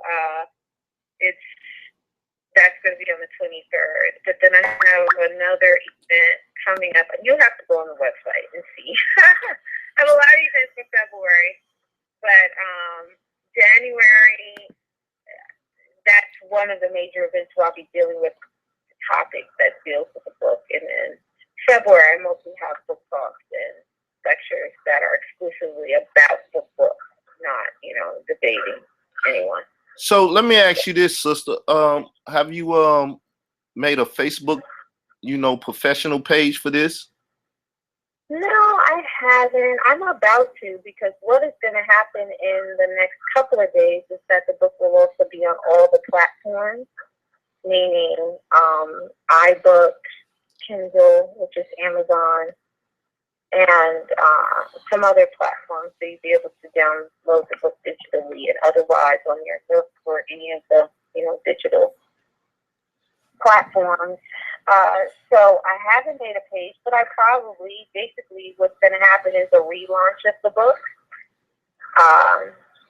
because only the soft cover is out. So the hardcover will be coming out next month, along with all the digital forms of the book. So at that point in time, maybe I'll make a Facebook page for it. Yeah, most definitely. And then I would like to ask one more question before we open it up for Q&A. Are you working on another one of this sort, or, you know, a sequel? Well, you know, it's so funny because there are some things that I really wanted to go back to and really kind of flesh out even more. This book is a relatively short book that is very packed full of information. And I really wrote the book in lay language. It's not in very academic language. It's accessible language because I want the person who knows about Washington in the American context and narrative to be able to consume this and also understand his role on the international level and relationship to Africa and African people on the continent and throughout the diaspora. So there our chapters expand because the debate on the floor of the House of Representatives in New York is ferocious. Not in New York, but in D.C. But there is a ferocious debate about this measure, this African exclusion measure. And you get to hear U.S. representatives on every side from every territory in the U.S. Divulge their position on the immigration of African people to this country. I mean, it's both things you suspect and things you never expect, you know. And I want to go back and flesh out that conversation. You get that debate in this book to a degree. You get some of the highlights of it, but I'm really a hardcore primary source kind of sister. I don't do it, almost no secondary sources, which is the way it should be, of course.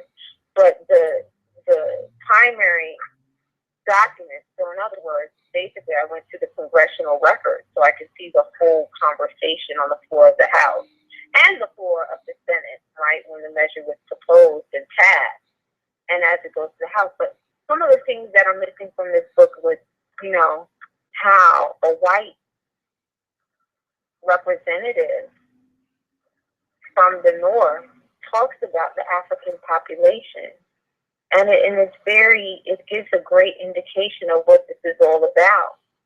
This white representative who is arguing against the measure discusses the fact that in 1915, these African people who had been enslaved for over 250 years had walked out of enslavement and in 50 years achieved what no one could imagine that anybody would achieve.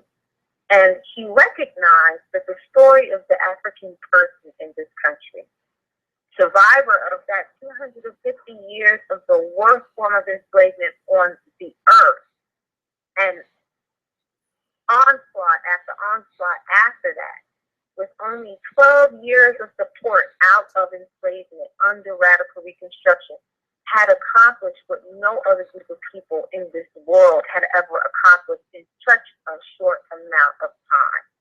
The story is phenomenal and epic, and we need to talk about it as such. But the problem is that we're largely uneducated about what we did in those 12 years after enslavement.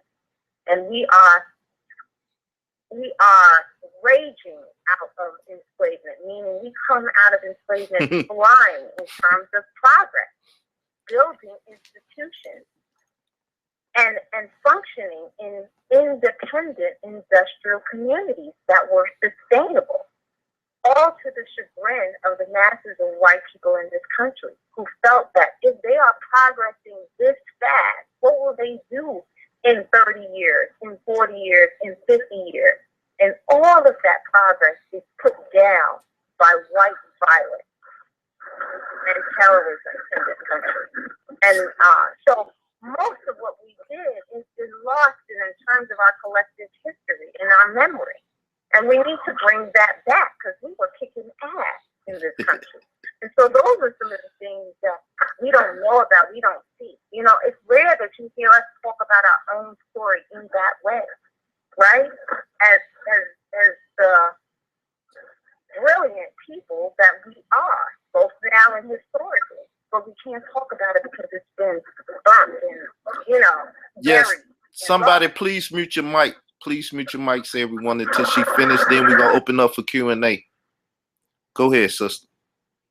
Right. So essentially, those are some of the things I would love to return to when I expand the book, and I will expand the book. But this is kind of a culmination of many years of research on Washington.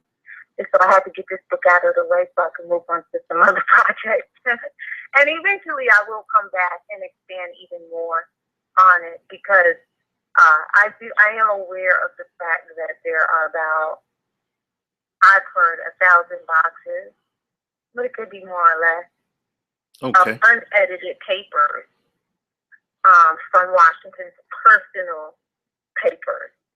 And I might take a stab at editing that. If there is this level and wealth of information in the edited papers, there is, of course, that much more in the unedited papers, because these edited papers obviously aren't immune to bias, right? There's some bias. Lewis Harlan was the editor of these papers. So while it is Washington's correspondence, and I'm a Tuskegean, I'm an alumni, so I've had exceptional access to archives and information, first-hand information outside of the archives directly from people who are Tuskegeans. One of my professors who was an advisor to me was a professor who came to Tuskegee when Carver was still there. And when I was a student at Tuskegee, he was in his 70s. Fast forward 20 years later, he taught at Tuskegee until he was 91 and passed away the following year at 92. And his name was Professor Frank Tolan.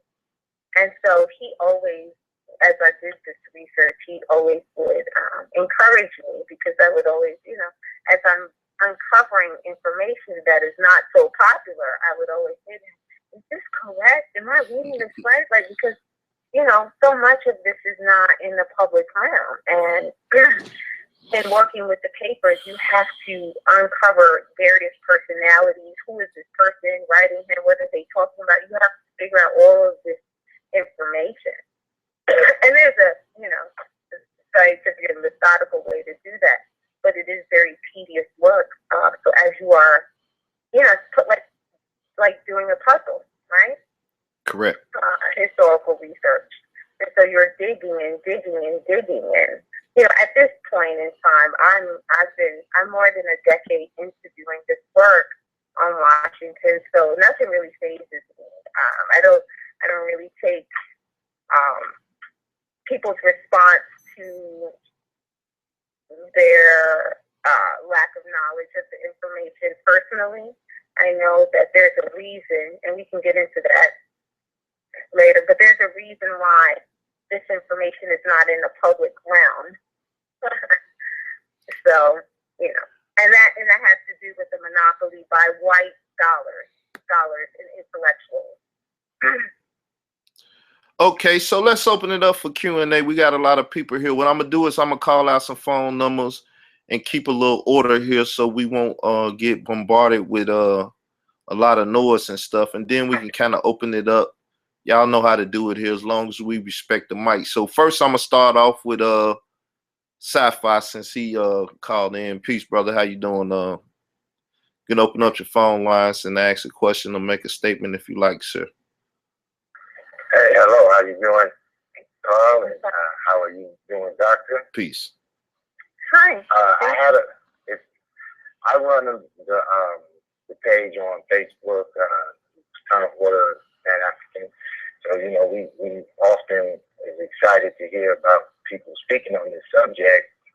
And I wanted to know if you could talk a little bit about the interaction between or the involvement of the Niagara movement along with Booker T, and like if you had any comments about that interaction between those two groups in reference to like some of the undermining that is up to, or do you not focus much on that?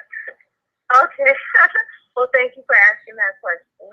So let me say this, because a lot of people, I always have to make this clear. As soon as I talk about Washington, most people do want me to talk about Du Bois and his interaction with the talented 10. And the truth is this. I am an expert on Washington's role in Africa and with African people. Now, clearly I have knowledge of certain things in American history and have a, like I said, I wrote this book, but I'm also a Tuskegee alumni. So I have some general knowledge that I acquired probably as a student there. And then also I have exposure to the American narrative. This book and my work really doesn't focus on Washington's American context. The only time I deal with his American context is when I have to contextualize that for what he is doing internationally, right?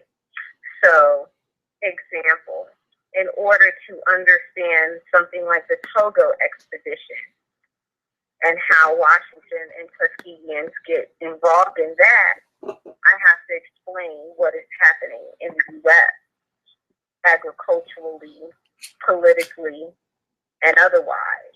So it leads me to conversations about the Cotton State Atlanta Exposition speech, which is known as the Atlanta Compromise, and things like that. I get into those things only to explain how Washington ends up being involved in Togo, and that speech had everything to do with it. But my expertise is on Washington and Africa, the stuff that is not known by general American society or part of the American narrative. Now, that being said, it's my personal opinion as a researcher, but this is supported by the evidence that I've seen. Washington,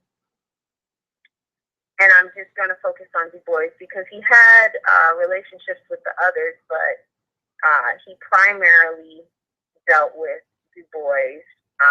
This rift is primarily with Du Bois, and then of course people like Trotter and others. But I will say this: the evidence in my book shows that this rift, these issues between Washington and something like the Niagara movement, which you understand quickly fizzled, right? But Washington, the Niagara movement, and Du Bois, for Washington, it did not go that deep, to be quite honest. You can see correspondence at the end of his life where he is talking about Du Bois and others. And he is in a space where he is perplexed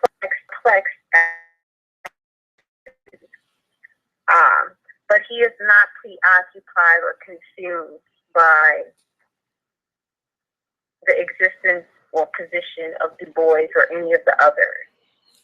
He argues on many occasions that people who create a platform off of opposing him generally lose their platform eventually. Now, we know that doesn't happen with Du Bois, but if you know Du Bois largely feels like he is forgotten after Washington dies. He writes that later on in his final years. So to answer your question, I never focused on a lot of what happened between Washington and Du Bois. However, I do plan on writing something about that just to quench the appetite and the thirst of people.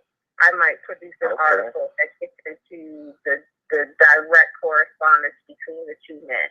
And just in the same way, if you were listening from the beginning of the program, I actually read some of the first letters between Dubois in Washington in the corner, because, you know, people will always say, oh, that's not true. Listen, it's right there for your, you know, I did the research, I did the tedious work, but this is not limited to me. This information is salient. This information is also free to the public. If you go to a library and pull the, you know, get the collection and read it. And so, you know, I merely address what's salient, you know, regarding Washington. But I might do that in the future. Focus on do something independent on Washington and Dubois and their, you know, correspondence. Well, there's been abundance of information you've told so far, so I definitely look forward to getting your book, and I appreciate you just for taking time out to, you know, kind of focus in on this moment in history. Thank you. Thank you for calling. Okay. Order the book. Okay, I'm gonna go to 206 now. So 206, if you have a statement or a question, you can open up your phone line and speak with the doctor.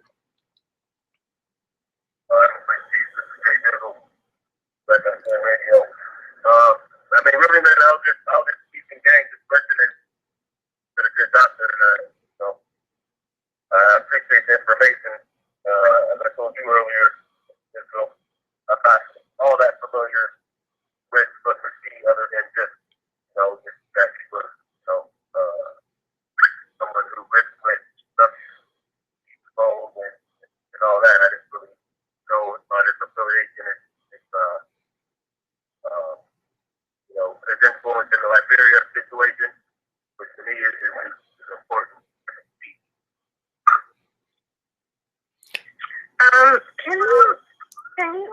Albert, can you repeat what the caller said? Because I can't hear him too clear. I don't know.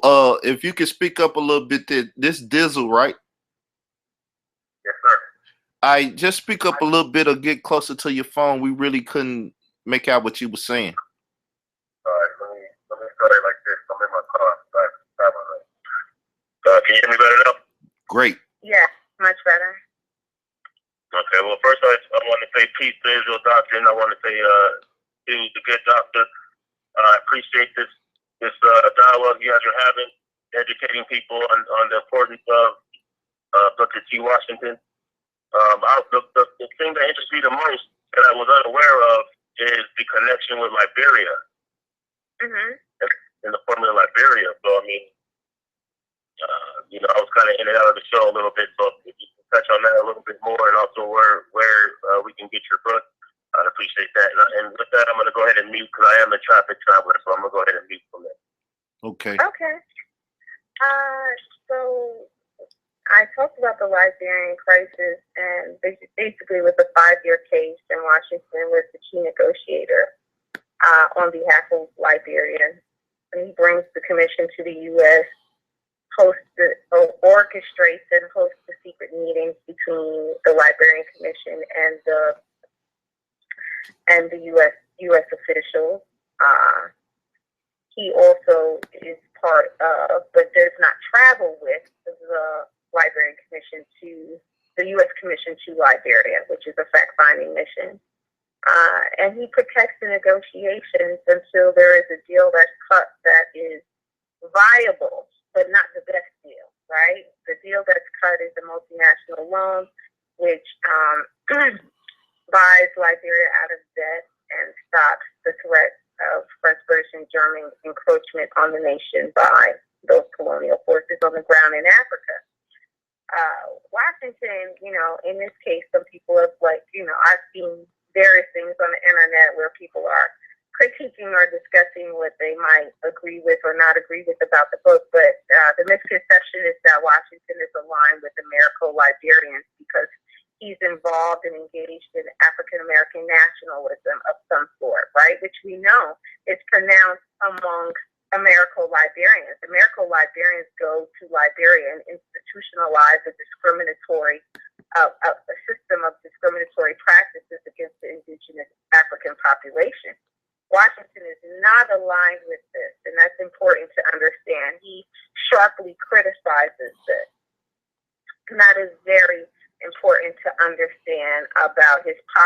in relationship to Liberia. So he brings this negotiations to fruition and full circle. He gives his own recommendations to Liberia, which are to stop importing Western goods and consuming Western goods, because it ensures Liberia will be in poverty because they're not producing industry and they are consuming. And to be quite frank with you, that recommendation is relevant for every African nation on earth right now, on the continent, in the Caribbean, in Central and South America. You know, places that produce raw goods and then turn around and import Western, you know, canned goods, refined goods back into their country after they, you know, ship out raw goods, right? It keeps nations in a cycle of poverty. Washington was very aware of this, and he recommends against this to Liberian officials. He also, you know, obviously addresses the Americo-Liberian and the indigenous Liberian or African conflict and sees it as something that will destroy the nation if it is not resolved, and recognizes that the native Liberian has a very legitimate grievance with the Americo-Liberian. And let me just say this. I really, in the book, I really, you know, beat the drum on issues like this, because I think it's very real for us to consider expatriation. But we have to be very careful about our posture on the continent. I'm someone who's lived on the continent, had a brief opportunity to teach at a university in West Africa, one of the best, University of Sheikh Anta Diop. However, you know, I can see how it is very problematic for African people from the diaspora to go to the continent and know how to act and what posture we should have, okay? And to get this ridiculous thought out of our head that because we were enslaved in America, somehow we are better, and that is evidence of, you know, African American nationalism. And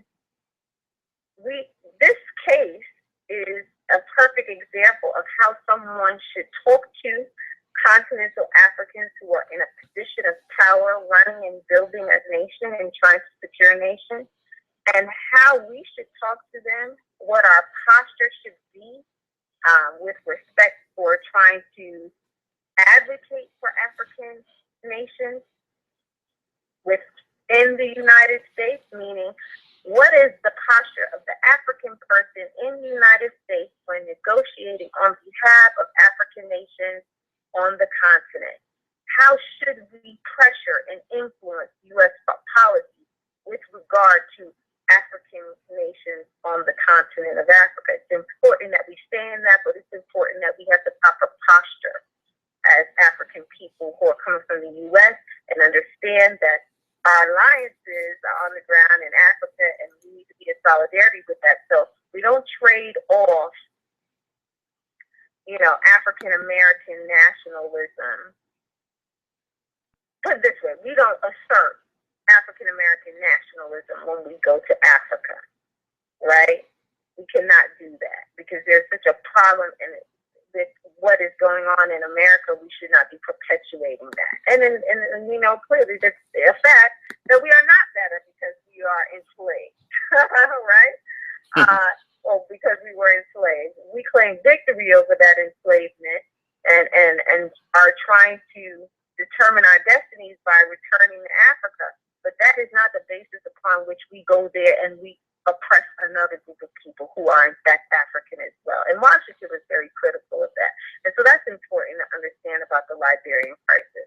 Now, I don't, you know, my work as a researcher is very straightforward, meaning this. I do interpretive work on the actual historical facts, but I don't skew anything because my work is a work that is committed to African people. So when Washington does something wrong, I say that. When he does something right, I say that too. Okay?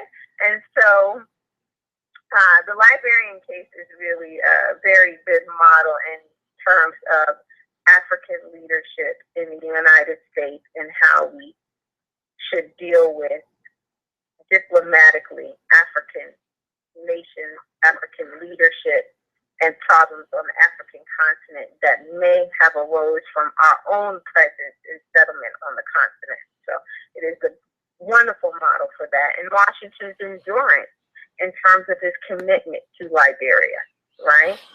He stays the course, and he's relentless. He is going to cut some deal because for him, it is unacceptable to imagine that there is not going to be at least these two independent African nations on the continent of Africa, right? And if he can have something to do with keeping Liberia independent and free, he's going to go to the limit, and he does. Okay. Oh, you can get the book. I'm sorry. You can get the book on the website, Booker T. Washington and Africa.com. Don't be afraid. Just write that out with no abbreviation.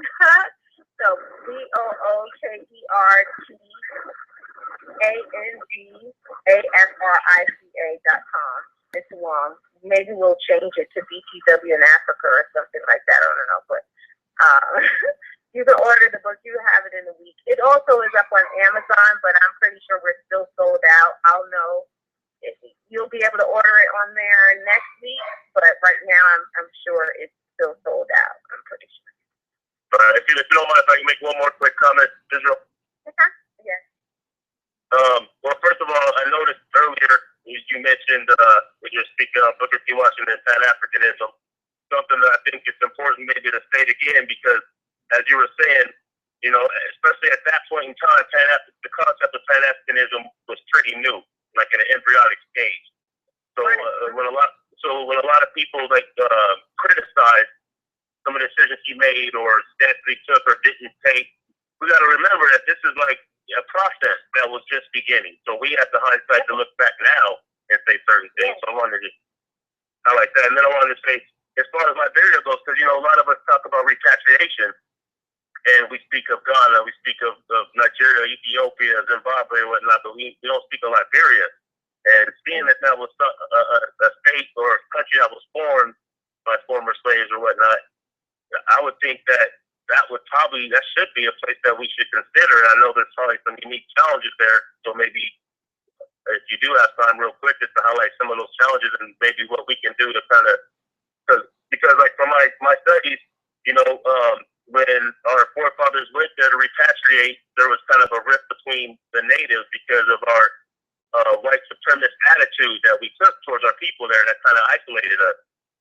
Yeah, right. So I'm just wondering what current challenges there are that maybe, and how we can maybe approach that, and what are the, you know, would it be effective and necessary in your opinion to repatriate or to repatriate specifically there in some cases? Then I'll go back and mute and listen to your response.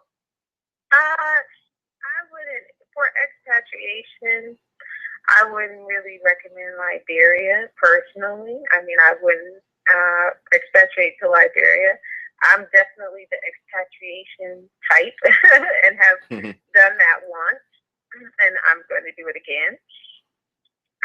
However, I would say look at more progressive African nations, and I guess progressive can be relative, and so I would say look at places like Zimbabwe, and that's just from what I'm hearing in and around my circle and my research that I'm doing, because I'm always exploring things like that.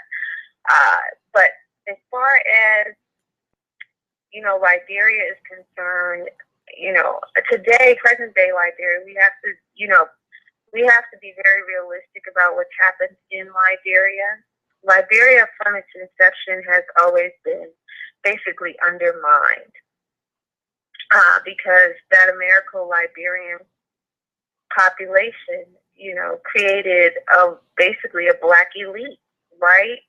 A particular class of people who held the majority of the power and, you know, produced regime after regime pretty much. You know, most of the leadership in Liberia comes from the Americo-Liberian population.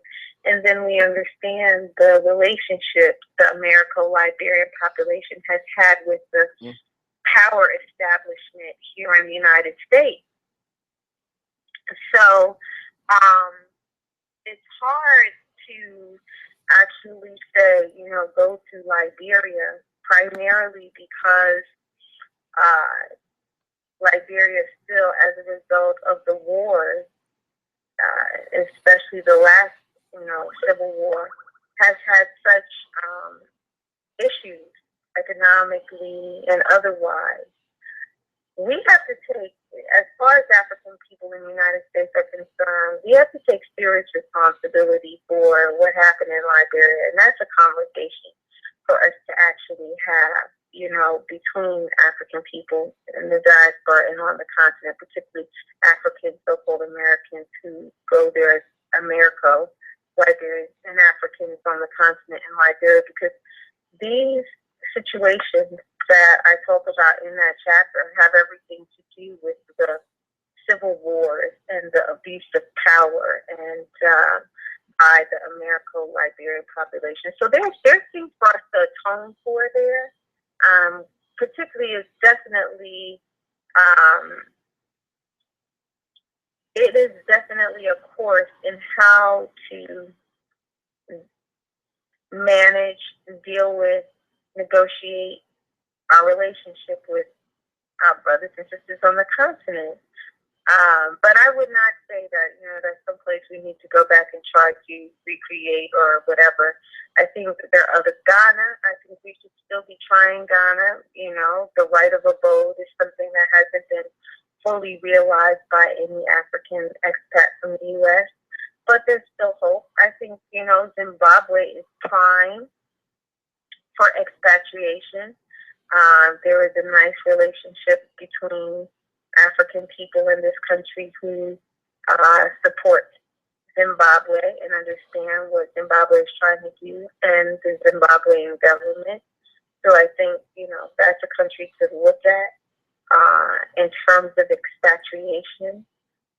Some of the best real estate on earth, and politically, they have the right posture in relationship to the Western world, to be quite honest. It's only African countries standing in open resistance to white supremacy on the continent of Africa. This idea that, Zimbabwe should not be for Zimbabweans and that the land should not belong to Zimbabweans. They are fighting a struggle to fully reclaim the nation and, benefit from their land.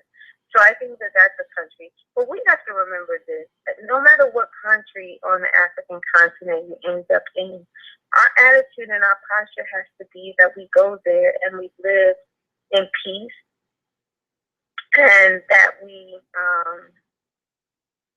don't assert this American brand of nationalism and discriminatory practices that we experience here. We go and try to institutionalize that on any level.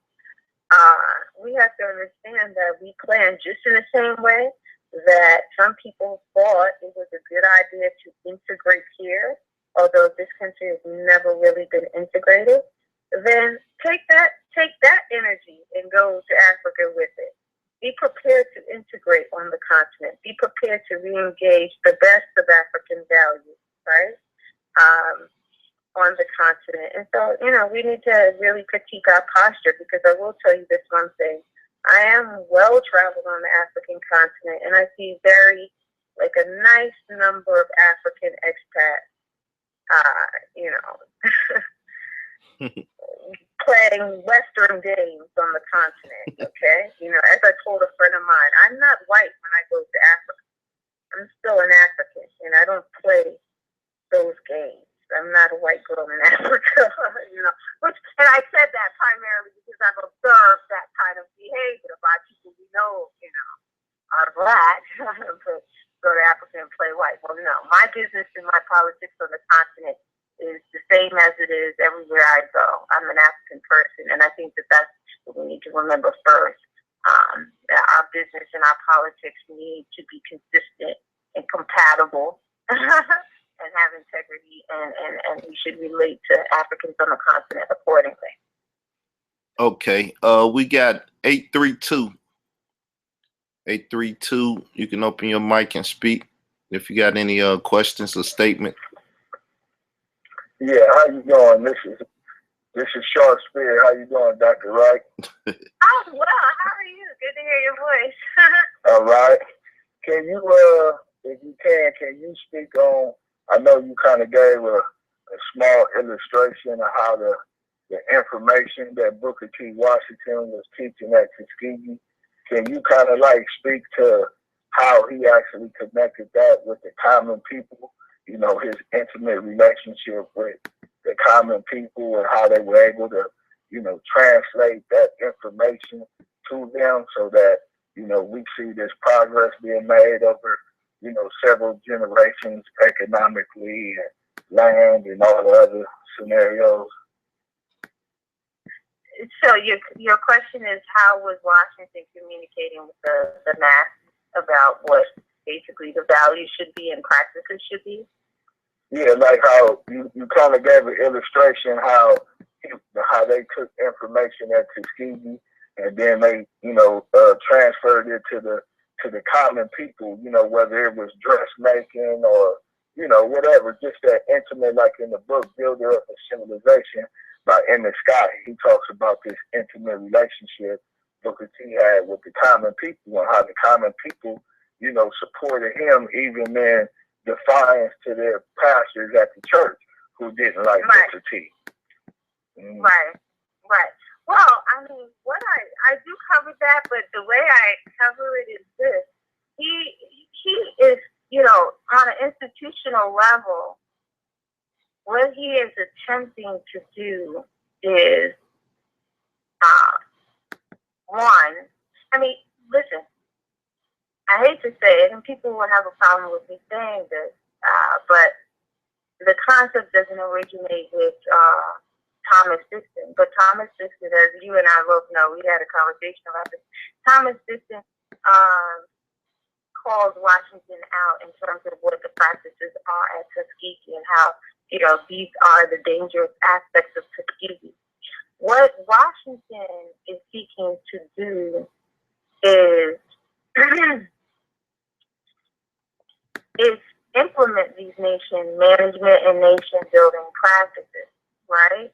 He offers the average person, the common man, a method through which to elevate himself, but really his goal is this.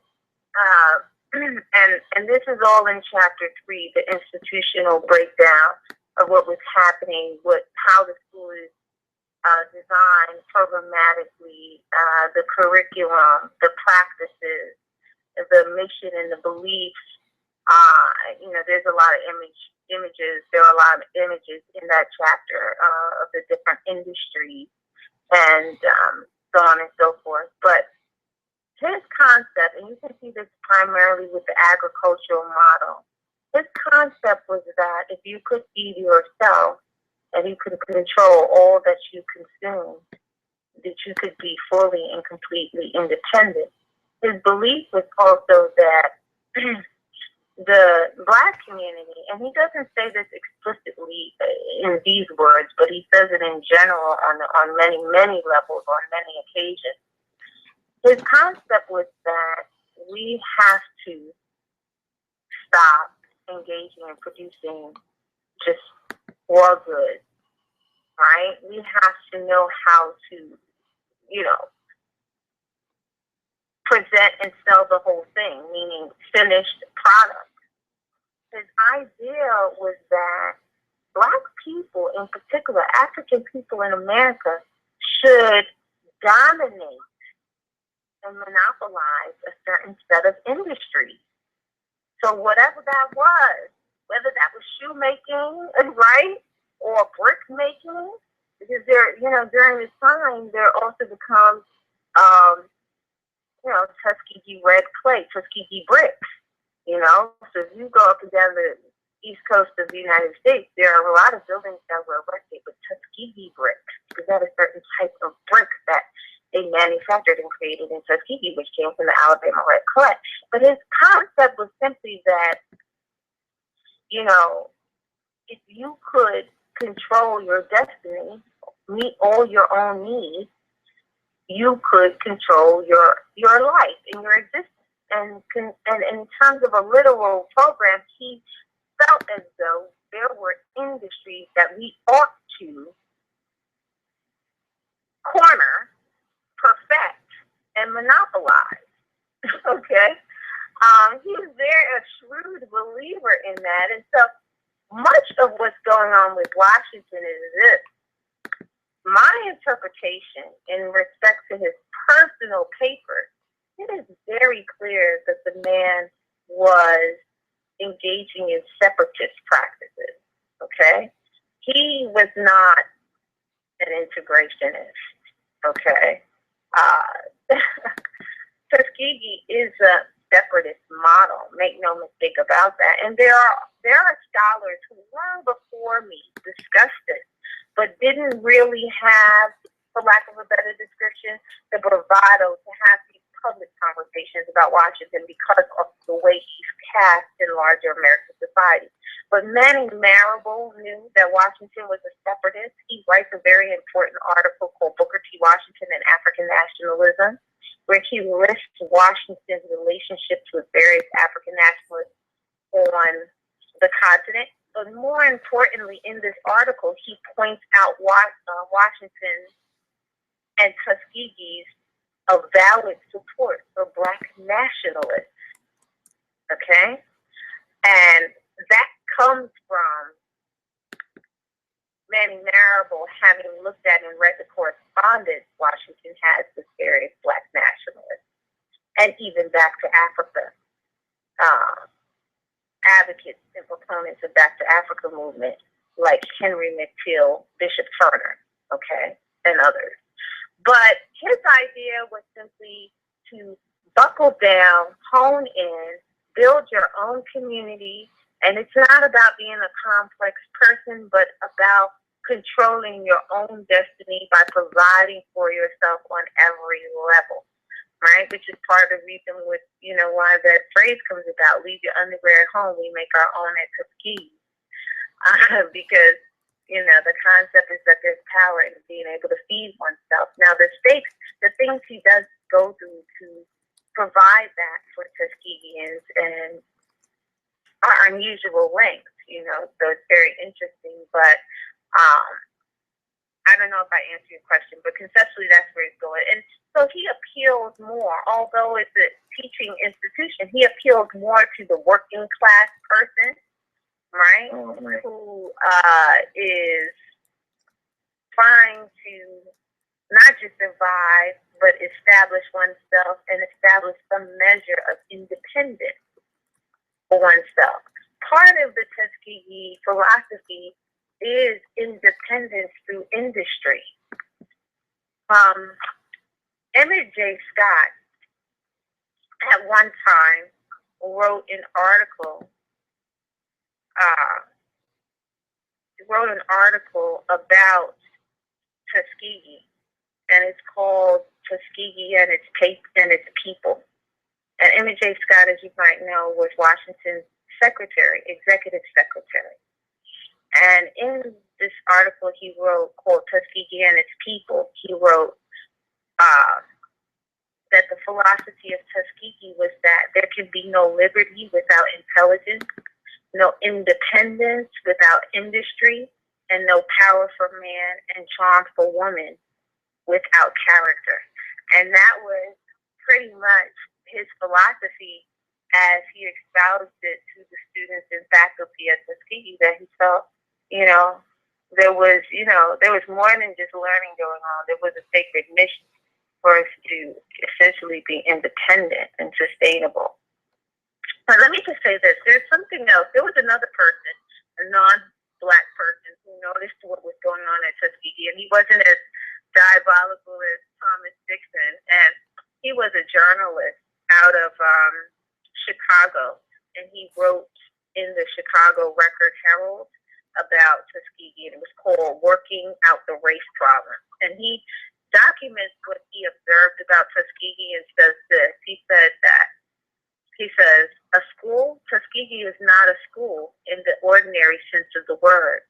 It's a city in itself, a community that dominates a whole county. It's a great industrial plant with 40 trades and industries that consumes all its own products that erects its own buildings, first by making its own bricks, that grows its own food, makes its own clothes, writes and prints its own textbooks, all by the way of education. And so there were people around the country who noticed what Tuskegee was. It wasn't simply a school, more an industrial model that put in practice, nation-building practices that, were suitable for African communities. And Washington is very serious about that, okay? Having a steady flow of African students from the continent of Africa, but also, African students from the diaspora, and all with the objective to return to their own communities and build, right? That was part of it. The students who were born in the U.S. were not off the hook with that part of the mission, right? They too were pressured and pressed to go back to their communities and put these practices in the works, and not just simply, go back and, rejoin society. But there was a mission at hand for Tuskegee. How did I answer your question? You did. Okay. Appreciate it. Thank you. Okay. Okay. We got a 713 on the line also. If you would like to ask any questions or make a statement, you could open your phone line now and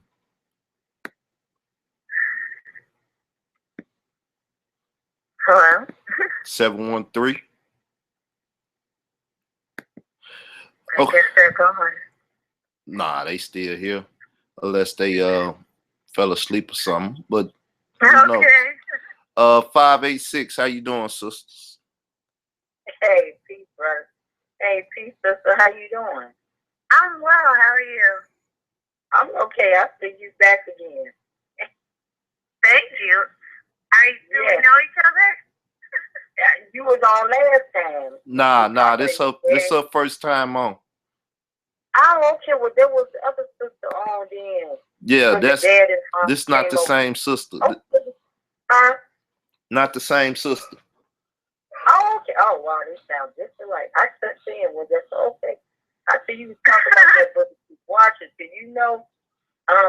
When I looked up the Twitter type to my Booker T. Washington, and I went and pulled up the history book, the Black History book, and I looked and I said, people never talk about the Black History book and what went on in the history book. And I told Brother Israel I was going to go and pull up and read a little bit about the book. And I heard him talk about the school, but when he addressed, he did some kind of dress, and Governor Bullard, he said he rushed across the stage and shook his hand. What did he address? Do you know? I'm not sure. Okay, one, I'm not hearing you too clearly, but two, can you repeat that part again? What address was it? I think she's talking about the Atlanta Compromise when he got through with that. The governor, Bullock. When he rushed across the stage and shook his hand. Mm-hmm. What did he address for the party said? What do I think of that, or what do I think that? No, I'm talking about what was the day he addressed? What speech did he do? I think you're talking about the Cotton State Exposition speech, which people refer to as the Atlanta Compromise. Oh, okay. Are you referring to that? Okay. I think so. Okay. It doesn't say. It doesn't say. It just say he was telling somebody after he left the Tuskegee, after he left the Tuskegee, he had constructed a sawmill, and over in the next paragraph, he was telling them.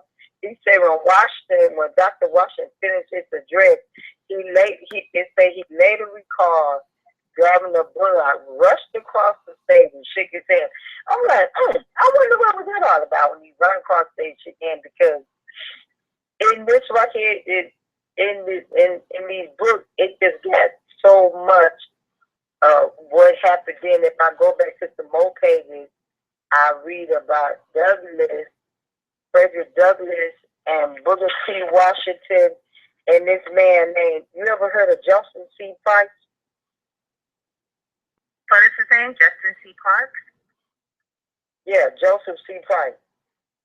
No, I'm not familiar. Well, let me say okay. this. Let me say this. You probably need to get her book, sister, so you can get some history that's, you know, not watered down or coming to the people out there. Now, that's written by an African person. I don't know if that's written by an African person, but no, actually, important.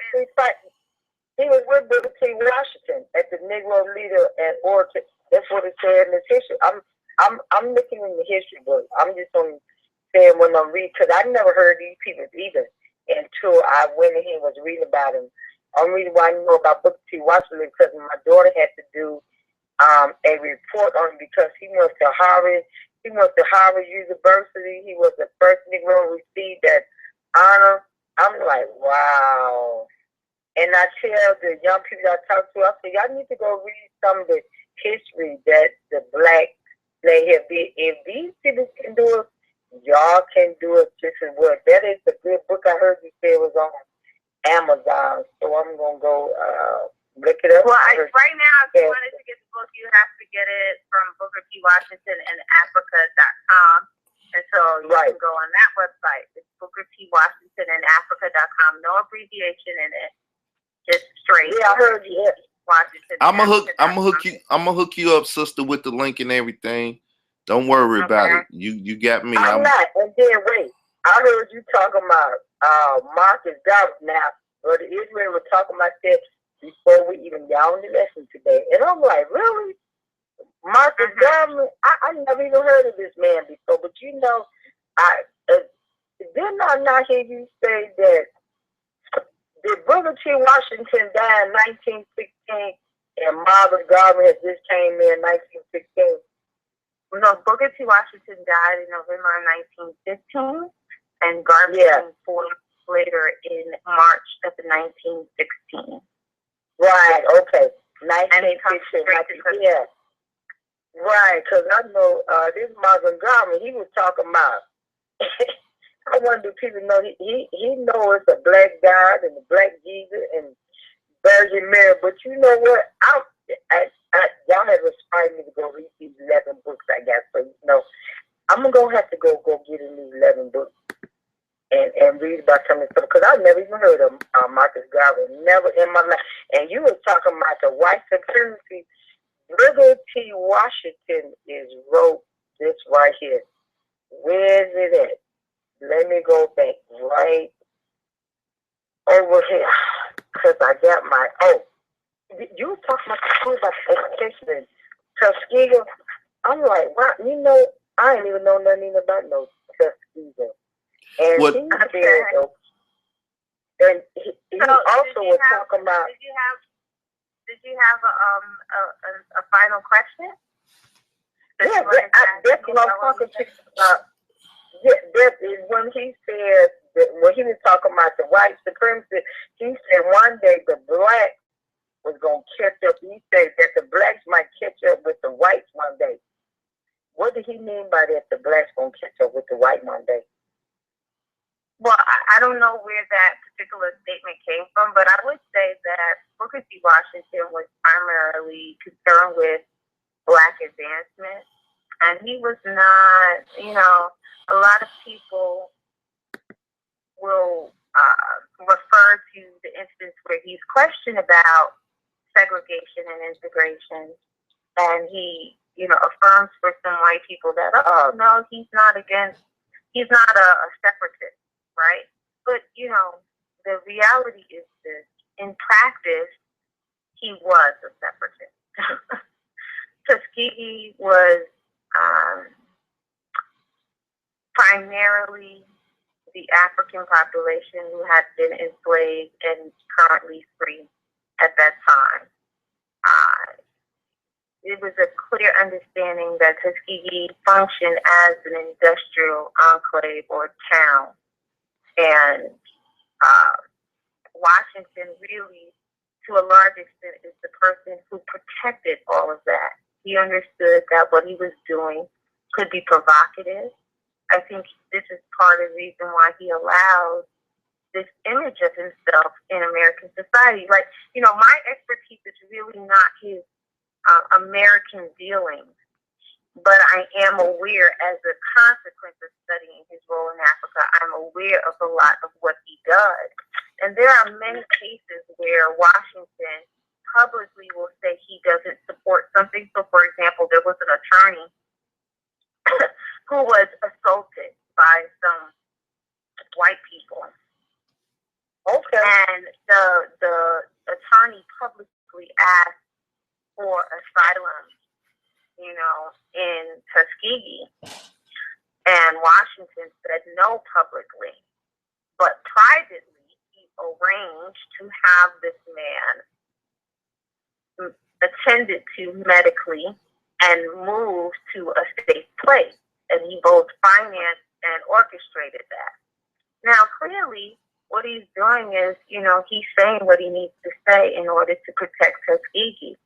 There are more than a few people who noticed that one wrong move on the part of Washington could cause venomous whites who were terroristic in nature and on every side of them to wipe the entire town out in one night.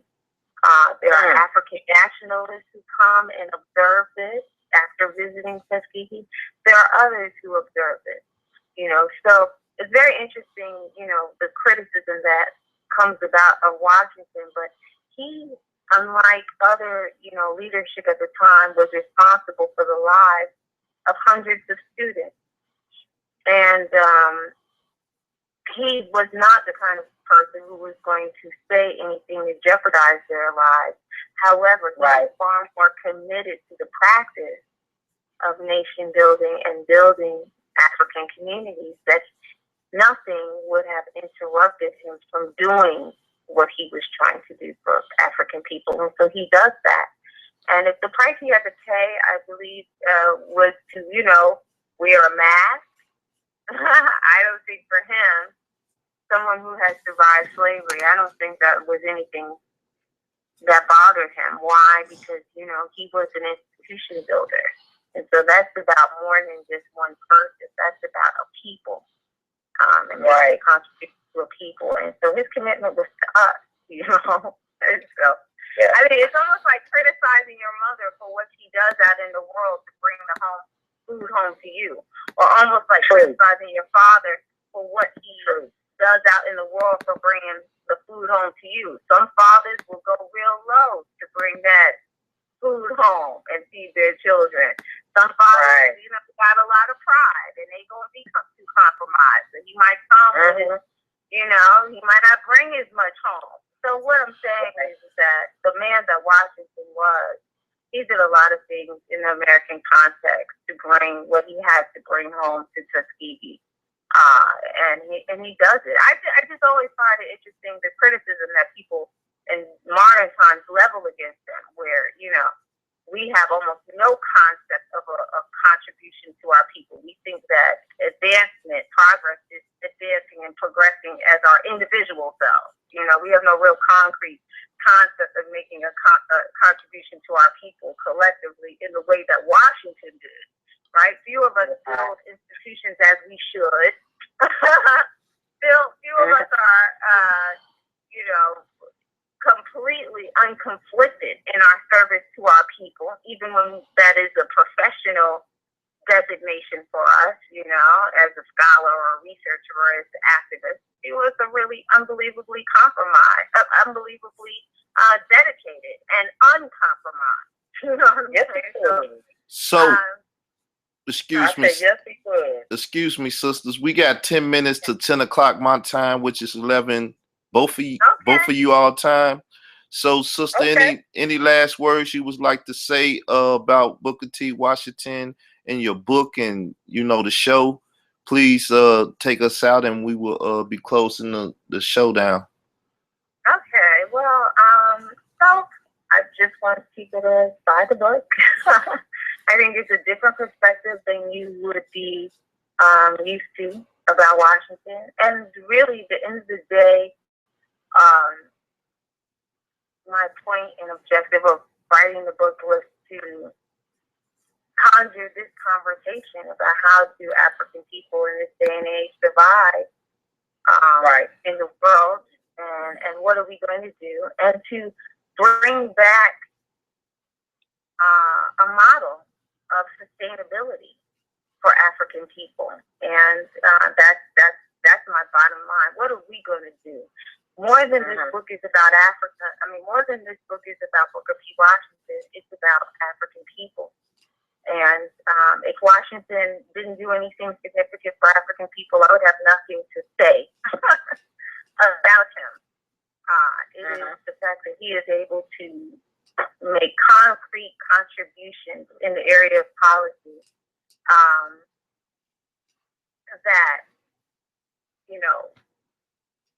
that allows me to write this book, right? He put some real concrete models out there for us to access. And then, of course, the model, the sustainable model that was Tuskegee, we need to bring that back. And let me just say the side note, the Tuskegee that I'm referring to in this book is not the Tuskegee of today, right? I'm talking about the Tuskegee of old. Tuskegee no longer functions in the way that I talk about it in my book at that time, between 1895 and 1915, right? So I'm revisiting the past, and I might say that, one of my next books will be, not the next one, my next one is going to be on women, but maybe one after that, it's on my agenda, will be about industrial Black communities. Because we've done it. We don't have to look outside ourselves for what we're going to do. We know what to do. We need to invoke those models and those methods from that period, and we need to study them and revise them slightly and apply them. We know how to build our communities. We've done it many times before, and so we need to just analyze that information and apply it. And we have the answers. Because, ultimately, nobody else is going to save us, right? African people are going to be saved by African people, both here and abroad. And so we need to look at what we've done before. We need to stop looking outside ourselves.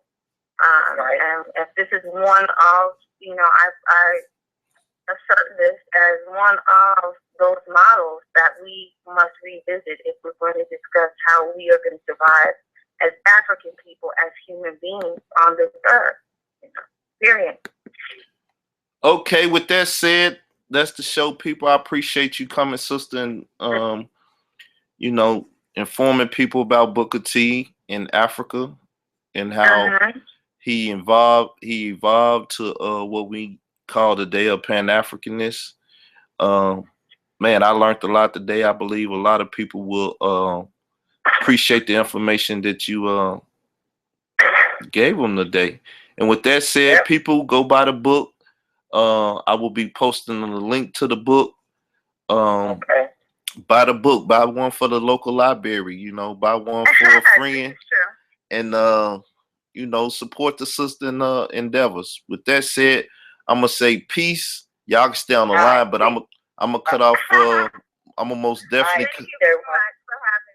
All right, I'm gonna most definitely cut off YouTube. So with that said, peace to the YouTubers and whoever hangs up.